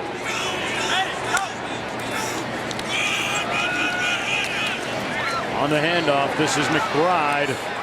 Spirited running, a gain of 13 yards for the first down. And let's put this into context a little bit, Robert, for UAB. They're getting drilled here, 49-0. But when you look at the lineage of this program, circa 1989 to the present, including the couple of years that they basically went dark, I don't think you can overstate what a great job they've done in building this program to where it is, despite the score this afternoon. Another run by McBride. What's the one thing that, if you're building a program, you can look at them and say, hey, I can hang my hat on this because look how far they've come? This is not the showing that they wanted today. Okay. I think everybody would agree with that. Being 49-0 right now is not a laughing matter for them. But they've had 35 wins since they came back in 2017. They've won Conference USA 2 out of the last 3 years, and they've been winning ball games. So the Georgia fans have to understand that this is no slouch of a team here. Georgia's just the number 2 team in the country, and they're doing what number 2 teams in the country do. Done over $100 million in fundraising as McBride runs it again, gains about 3 on the play. They have a $23 million new facility with coaches' offices, practice facility, an old building that used to be an old dentist office complex. So they've done a great job in, raising the requisite funds and getting the buildings up that they need and putting the players in a position to be successful moving forward. They also got top 25 votes in both polls this week. So, by the way, yeah.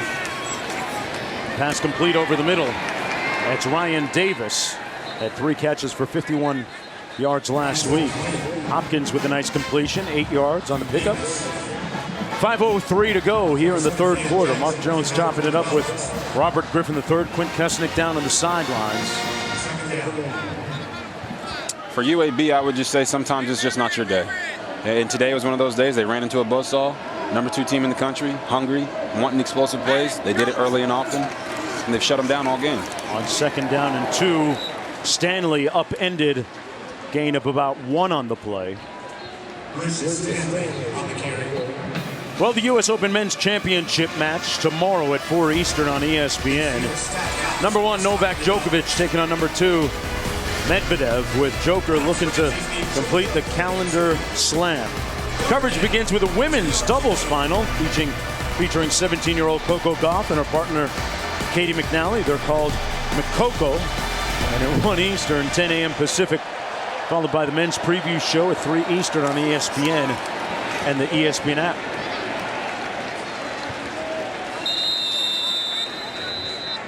Hopkins keeping it.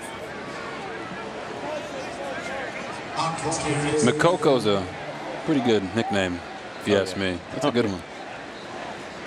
Gotta love tennis, right? The Joker. Women's tennis, really. I've already got my daughter started early on that. I'm missing Naomi Osaka and Serena right now. Yeah, But 2 teenagers doing a nice job right now. The future of tennis is bright. Yeah. Boy, Fernandez has been a great story, especially this year at the U.S. Open. The Canadian. She's losing today, though. This time, Dylan Hopkins going to run it and pick up about 4 for the first down. I was going to say, Fernandez has had to upset some highly ranked players on her way to that final. It's an amazing Cinderella story there, but she wants to be there and stay. So you got your daughters in tennis already? Oh, yeah. You hit it around a little bit? I hit it around a little bit. This is our first year. You better watch me when I get on the clay court. If I ask you to get on the clay, you're in trouble. Are you sliding? You all sliding? Day. Oh, he's sliding? Okay, okay. 1st and 10.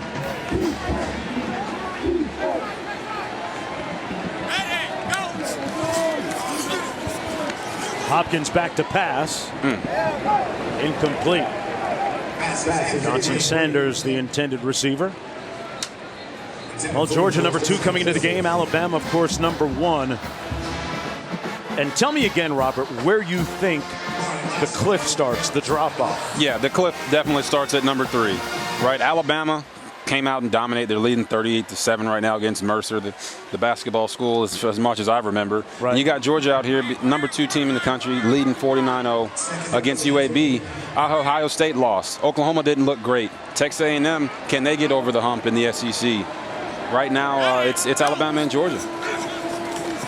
On the handoff, McBride takes it and brought down at about the 30. What do you make of Quint? You go ahead. Well, I just think this dominant performance maybe encourages some Clemson fans who watched their team stand toe-to-toe with this Bulldogs squad, 10-3 last week. This result probably encourages their fans, Clemson Tigers. A great point, Q. And hey, what about the great job that Mario Cristobal, native of Miami, Florida, head coach of Oregon, did today, going into the big house and spanking Ohio State. Yeah, I can tell you right now, Ryan Day wasn't expecting that. I don't think many people were expecting that. But Oregon coming up big, going on the road. What they always say when you go on the road is you got to bring your own energy, pack your defense. They played well on both sides of the ball and came out with the victory. Pac-12 North Division, Oregon Ducks getting a nice win. Jermaine Brown on the catch. 1.5 to go, and now you got to go for it, right, on 4th and 4? Yeah, I don't know. Their kicker, Matt Quinn, I don't know if he can hit one from here, but going for it and trying to get some points on the board so you can at least walk out without being shut out of this game is very, very important for UAB, and honestly their confidence just moving forward throughout the rest of the season. They got a trips formation to the right. Hopkins sacked, and they'll turn it over on downs on the sack. Channing Tindall got there as the first defender. Let's go back to the studio.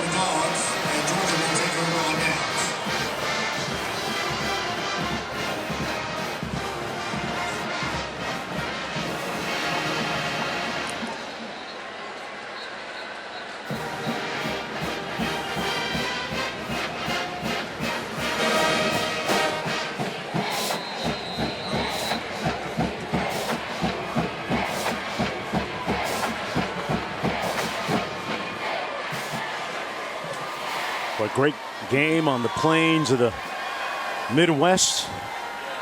Carson Beck in at quarterback. Great to have college football back and all of the fans, their passion. That's Milton on the run. And speaking of fans in the Midwest, college football fans in the Midwest, I want to give a special shout out to Jim and Mary Walrath, celebrating their 50th anniversary today. Big time college football fans in tiny Chippewa Falls, Wisconsin. Big Minnesota and big Wisconsin Badger fans. It's a little bit of a split. No, but we're giving out. They're making it work. Anniversary shout outs. Hey, it's 49-0, partner. You'll learn. They must be related to you in some way or fashion. My wonderful in-laws. Ah, there you go. Look at you. He's getting the kudos, getting all the brownie Robert, points. They're in front. Jim and my in-laws in front of that TV weekly for college football. Oh man, on ESPN, ABC, all over the dial. Holding it down. They're celebrating right now. He just mentioned us. Yes, that's our guy. 3rd and 5. I know you've never been to Chippewa Falls. I might take you someday. I have never been to Chippewa Falls, but if you're going to take me out, I don't mind going. 3rd down and 5 coming up.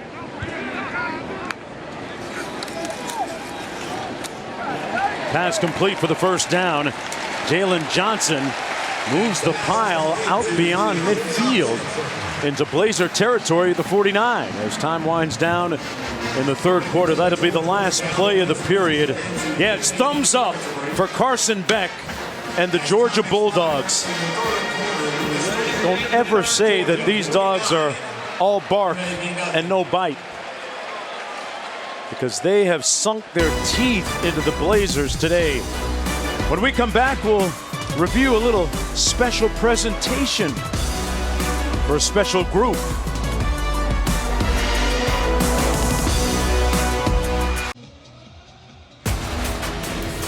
Well, this college football on ESPN is presented by Sling TV. You're watching the SEC on ESPN. Bulldogs first down. 10 to go. Milton with the handoff.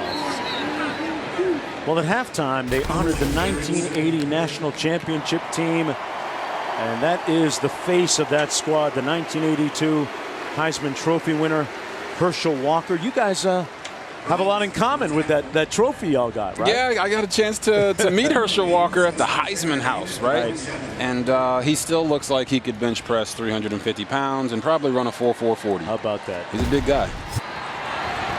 You know, Herschel didn't start in their Week 1 game against Tennessee that year as a freshman. He didn't start? Didn't start. Come on, man. Really? They were down 15-2 to Tennessee in the third quarter.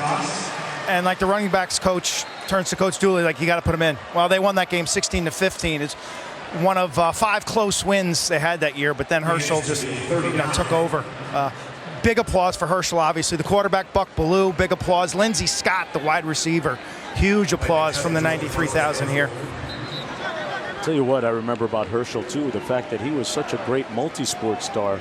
I believe he ran like a 10-20 something in 100 meters, ran track at Georgia. Moving all that weight down the track as Beck runs close to the red zone. Well, what about the weight of this trophy, Robert? Will Georgia be in the running for the national championship this year when the dust settles? If you look at the first 2 games of the year, why not? We talked about UAB coming to this game saying, why not them, seizing the moment? But Georgia is saying, look, we know we haven't won this bad boy since 1980. We're ready.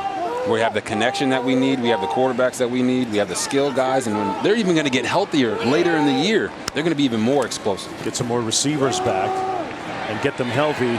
This is McIntosh, that running back stable, proving their worth as well. 12-yard gain and another first down as we take a look at the offensive line with the pocket protection. Brought to you by Nationwide. And Beck with a clean pocket here, Robert. Yes, they do told you, they do the little play action to the running back on the sweep, get the linebacker to flow outside, and then there's Justin Robinson jumping up in the end zone to make the catch. Offensive line helps him. Easy, solid play, easy, solid touchdown. Milton in the backfield, number 2, beside Carson Beck. Little toss to the wide side of the field. Milton on the move. Put his hat down and got some extra yards, about 4 of them, before being brought down just shy of that first down marker at about the 3. Kendall Milton out of Fresno, California. Talked earlier about the fact that these Bulldogs get their recruiting maps out and they hit the state of California hard. Milton, another one of those prodigious runners out of the Golden State. You got to have great tradition and great recruiters to get guys to go from California all the way to Georgia. Word. First and goal, high snap. Beck corrals it and falls on the ball back at about the 16. So they'll lose a few. It'll be second down and goal. One of the rare miscues this afternoon. That's going to be a loss of 13. There's a look at the menus of games coming up on college football tonight on ESPN, ABC, and ESPN2. You know, we talked about that win by Oregon. The Pac-12 North took a little bit of a hit in Week 1. Nice to see Oregon rep the conference and the North Division in particular here in Week 2. As the Pac-12 tries to become a player potentially in the college football playoff. Little screen incomplete. Intended for Sether. Just want to say, you talk about Stetson Bennett's day, right? 9 of 11, 279 yards, 5 touchdowns. He is a Georgia Bulldog through and through. Okay. You talk about his story, talk about being a walk-on, leaving, coming back. And if JT Daniels is going to be the guy moving forward, which I think he will be, he's the unquestioned leader of this team. You got to be happy for Stetson Bennett. In the first home game back in front of 93,000 fans, he comes out here and plays the way that he does. It's just a great story. I caught what you said earlier. You said they have the quarterbacks, plural. Back to pass, back into the end zone. A little bit short of it, incomplete on the overthrow. It's going to be 3rd and goal. Quint? The headline tomorrow here in Athens, the mailman delivered. Ooh. I like it. I like it. Young Express. man, U.S. Postal Service hat. He wore to the Elite 11 camp, and they've been calling him the mailman ever since. Big time numbers for little him. NIL opportunity there too, by the way. That's a great NIL opportunity. I was gonna say Stetson being the backup, playing the way that he did today, at least gives Kirby Smart the confidence to know that if anything happens to JT Daniels, that he has a guy that's played a lot of snaps and can come in and do a good job. And a rare blemish there as Podlesny misses a 32-yard field goal, pushed it to the right. A rare blemish today on their near perfect afternoon. Back after this.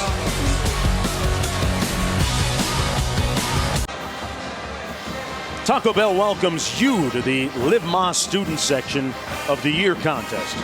Folks, use hashtag Student Section Sauce to get the committee's attention and go to ESPN.com/Taco Bell to see how your school can compete. I'll tell you what, Georgia's had that sauce today. I was going to say that was a big G on that guy's belly there. It's a lot of lettering. Hey, a lot of body paint. McBride with the run, brought down for a yard loss on the play. We talked about that wide zone with UAB, right? Right. But the wide zone only works if you can sustain drives and put them together. So they wanted to run the wide zone and have those 3-yard runs turn into 5-yard runs, turn into 8-yard runs in the fourth quarter. But they haven't been able to sustain drives and move the ball. So their big guys haven't had to run that much. Couple that with the penalties and the turnovers, and it's been a really bad day for UAB football. Up against a very talented Georgia team. That's got pick 6 written all over it. Room service again. Touchdown, Bulldogs. Dumas Johnson with the pick. Dumas Johnson in the right place at the right time. Quarterback throws a little blooper out there. Johnson sees the ball, doesn't worry about the defender. Pick 6. Man, easy, as you said. Room service. We were talking about Live Moss. That was Dumas. Dumas. And he's wearing number 10. Right, man. Makes me feel It's all good. coming together, Robert. It's all coming together, man. We got that little Savage Award with the shoulder pads for the turnover. UAB with their 3rd turnover of the game, and it's 56-0 with the meter still running. Dumas says, you know what, I'm just going to do me right here. It's all red and black. One. Only person not laughing is Tyler Johnson, man. Exactly.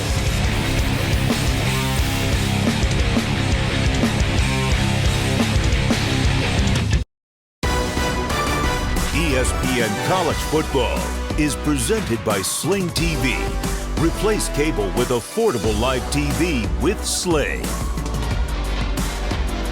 We've got a very vibrant, deep music scene here in Athens, Georgia. I was talking earlier about a sense of place. This is a part of it. REM, B-52s. Yep, I'm old enough to... B-52. One of them had Rock Lobster, right? Is that right? You don't know nothing about that. I didn't see any Drake. You're 31, man. Jay-Z, yeah. Lil Wayne. B-52, yeah, Rock Lobster. That's when your mans here used to own that floor. Oh, you own the floor? Yeah. They were smoking some good stuff back then, weren't they? B-52. First down and 10. And we're going to take a timeout. Talking about B-52s, man. Georgia been dropping some smart bombs on UAB today. Look at our man on the 1s and 2s in the studio. Okay.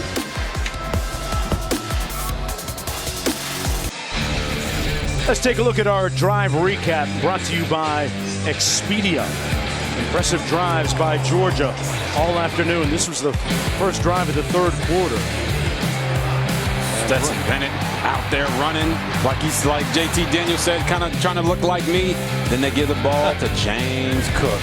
Dalvin Cook's brother breaks a bunch of tackles and gets in the end zone for the touchdown. Yeah, the running game got untracked a little bit. Handoff to Dwayne McBride. Brought down at about the 30. You know, I misspoke a little bit earlier when I was talking about Ohio State and Oregon. I called Columbus the Big House. I meant the Horseshoe. My bad, folks. I got to get up to the Big Ten. It's been a minute. 2 touchdowns this year on a couple of pick sixes for the Georgia defense. Opponents, meanwhile, no touchdowns. That's impressive. And they're going to run it again. Going to be short. They're going to mark it a yard shy of the first down at the 34. Let's take a look at the upcoming schedule. Got South Carolina coming up next on the 18th. And the big one, Florida. Well, before that, they've got to deal with Auburn, too. Yeah, but their schedule is favorable for them. Right. I don't think any of these teams on their schedule want to see this defense. This defense is smothering. It's shutting people out.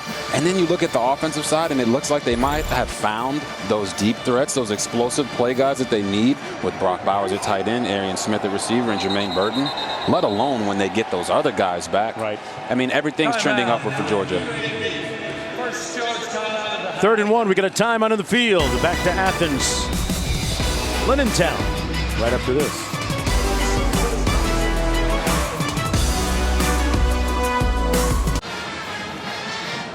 Coming up tonight over on ABC, we'll take you to the Big House in Ann Arbor for our Saturday Night Football matchup presented by Capital One. Harbaugh and the Wolverines hosting Washington. You can always watch it on the ESPN app. One app, one tap.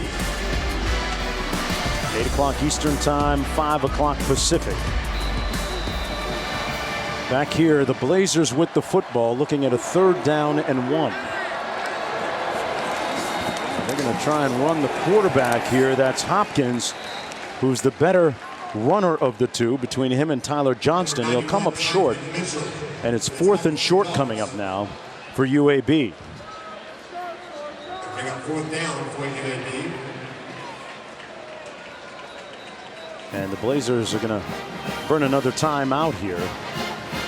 They'll have 1 timeout remaining in this battle against another. Actually, no, they're not going to call a timeout. They're going to keep playing here. 4th and 1 coming up. Ladd McConkey back at his own 22-yard line for the Bulldogs for this punt from Kyle Greenwell. Oh! Came after it a little bit. And McConkey with a fair catch at the 18-yard line on the 49-yard punt. You know, earlier this week, Sam Cunningham passed away. And when you think about the Hall of Famer, the College Football Hall of Famer, his significance to football, as we look at an SEC team on the field, he literally transformed the face of the SEC. 1970, USC pummeled an all-white Alabama team. It was an integrated USC team. They had a black quarterback, Jim Jones, leading the way. Sam Cunningham had a productive day on the ground. And after that game, it really began the integration of the SEC when they started to recruit black players. And Sam Cunningham's significance in the world of college football can never be overstated on that memorable afternoon.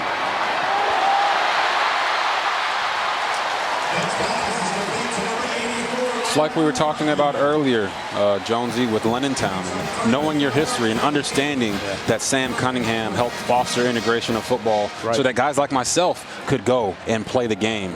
Right? I had an opportunity at Baylor because of a guy like Sam Cunningham, and I just want to say thank you. I know you're looking down on us today. Prayers to him and his family for comfort and serenity.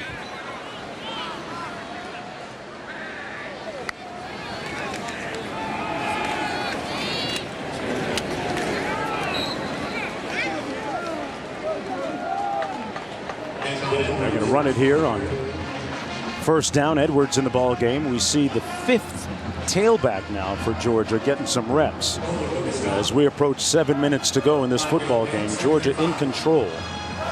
Georgia's playing everybody right now. And it's funny, last week Coach Todd Monken, the offensive coordinator, said they set football back by a couple decades the way they played on offense. Well, today they set it forward by a couple eons.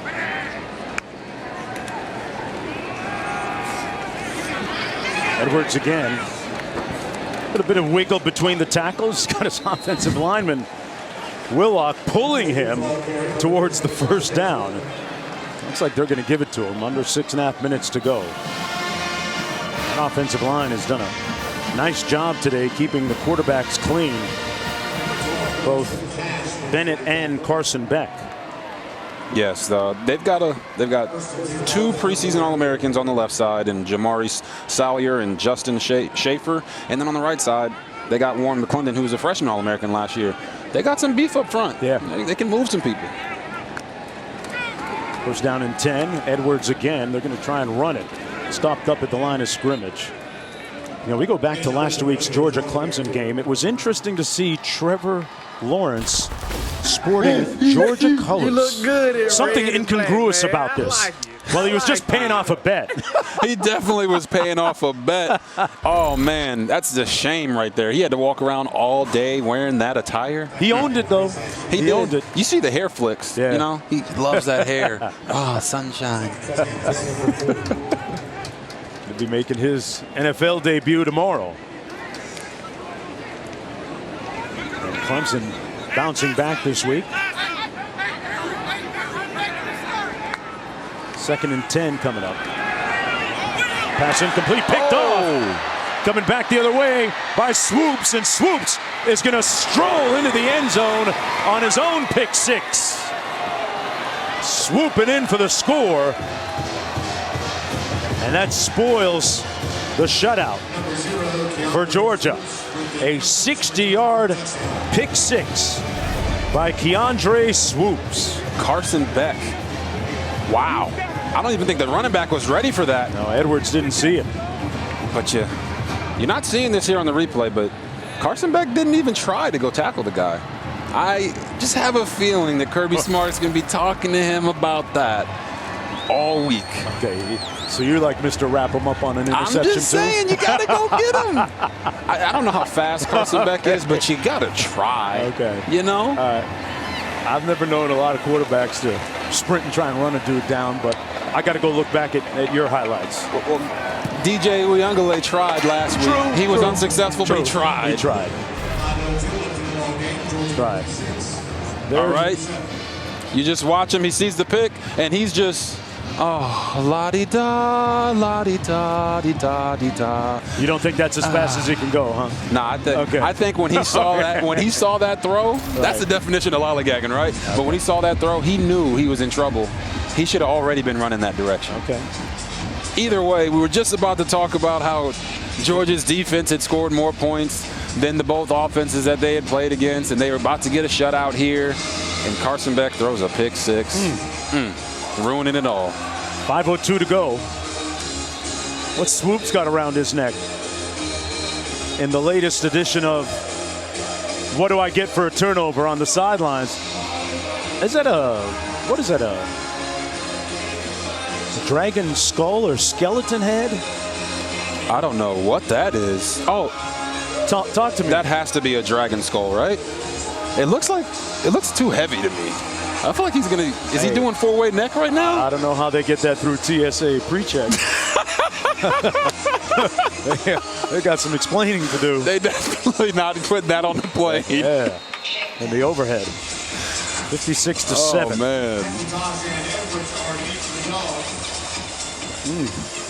Look at this. Oh wow. That is a different kind of contraption for an interception or turnover. He's getting medieval on him. Yeah.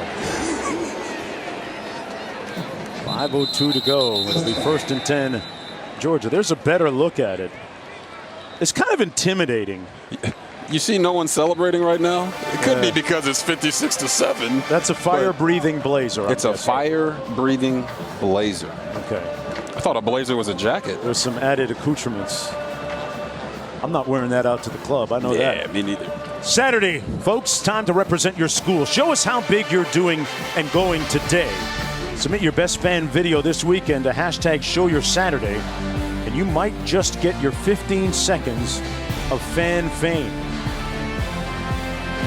Maybe someone out there who's still watching this game in a half-empty stadium now. I'm guessing we had close to capacity the way it started off. Edwards again.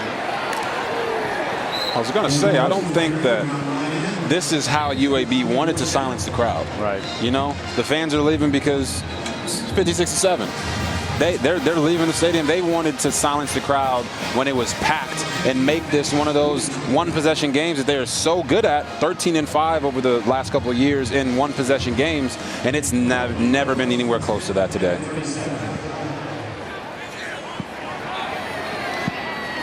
First down and 10.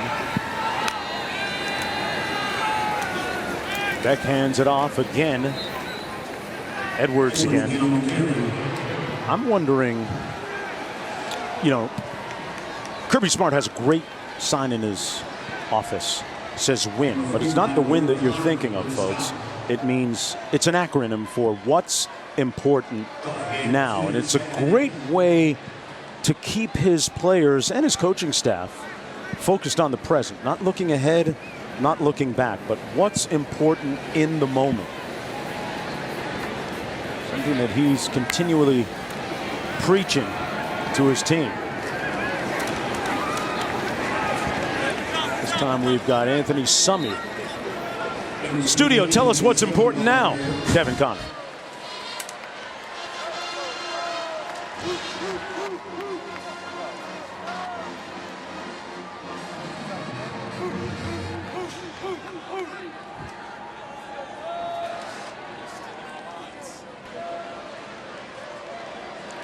All right, thanks a lot, guys. Back here, Georgia football, 3rd down and 1. Yeah, when you talk about what's important now and you ask Kirby Smart that, he says the game, right? He wants his team's mindset to be strong and keep them hungry. That's the thing. It's a long season.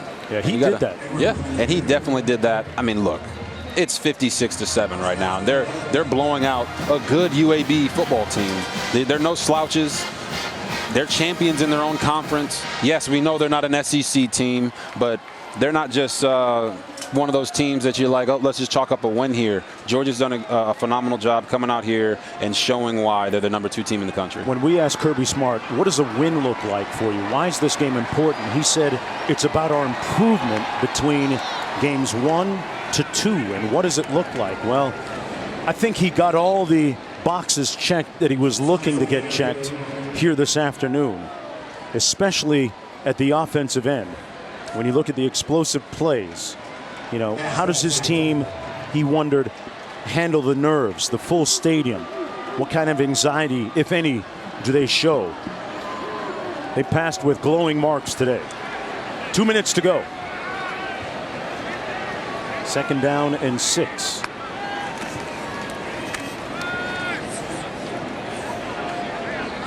And nowhere to go again for Summy. Summy, the redshirt sophomore. There's a look at the menu of games.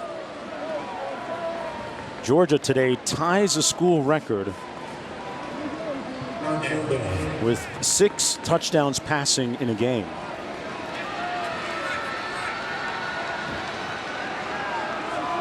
It's impressive. I was going to say, they've also put in the game Brock Vandegrift after that pick 6 by Carson Beck. I call him Sunshine. Oh my goodness, look at that hair.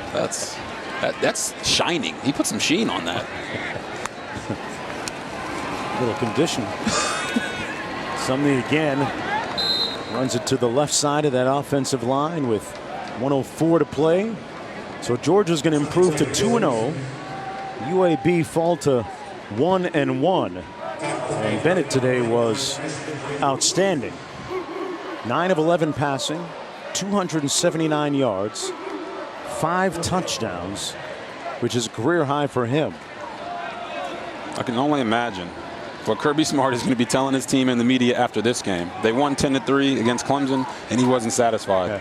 It's 56-7 against UAB, and I can only imagine he's once again not going to be satisfied, trying to shape that win mindset for his team. He's been talking about connection being important this year, and in the exit interviews last season, that was a point of emphasis for him and his staff to improve the connection, the chemistry, the bonding between the coaches and the players and the players and the players.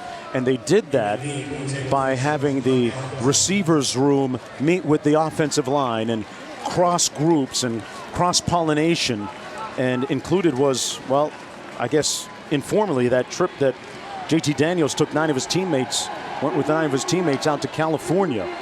But whatever it is, it worked today. Yeah, and Todd Monken even spoke to it. He said he had to learn himself as a coach. He's been around the block, NFL, NCAA, and he had to learn how to talk to his players better to get that response out of them that they were trying to get. Sometimes people can hear what you say, but in order for them to actually hear you and learn from it, they have to know that you have their best interest at heart. And even Todd Monken said that he had to learn that. Tough when you got 80 guys on the roster sometimes to really sink your teeth into relationships, but it helps.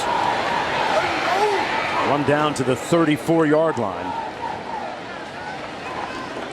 Yeah, they've got over 100 players. I was going to say, they got more than 80. They got over 100 players on the team, and they just felt like maybe that was the thing that was missing, right? Yeah. Can you imagine how good this Georgia team is going to be when they get all of the guys back on offense? We're about to find out sometime soon. Ooh, this team is special. College football playoff caliber? Without a doubt. Okay. They got to go prove it. Okay. Every day. Well, they what proved a little something was. Today. 56-7 the final. Kirby Smart's Bulldogs improve to 2-0. Stay tuned for College Football Scoreboard, followed by NC State, Mississippi State for Quint Kesnick and Robert Griffin III and our entire talented crew behind the camera you never get a chance to see. I'm Mark Jones saying so long from Athens, Georgia, everyone. See you next week.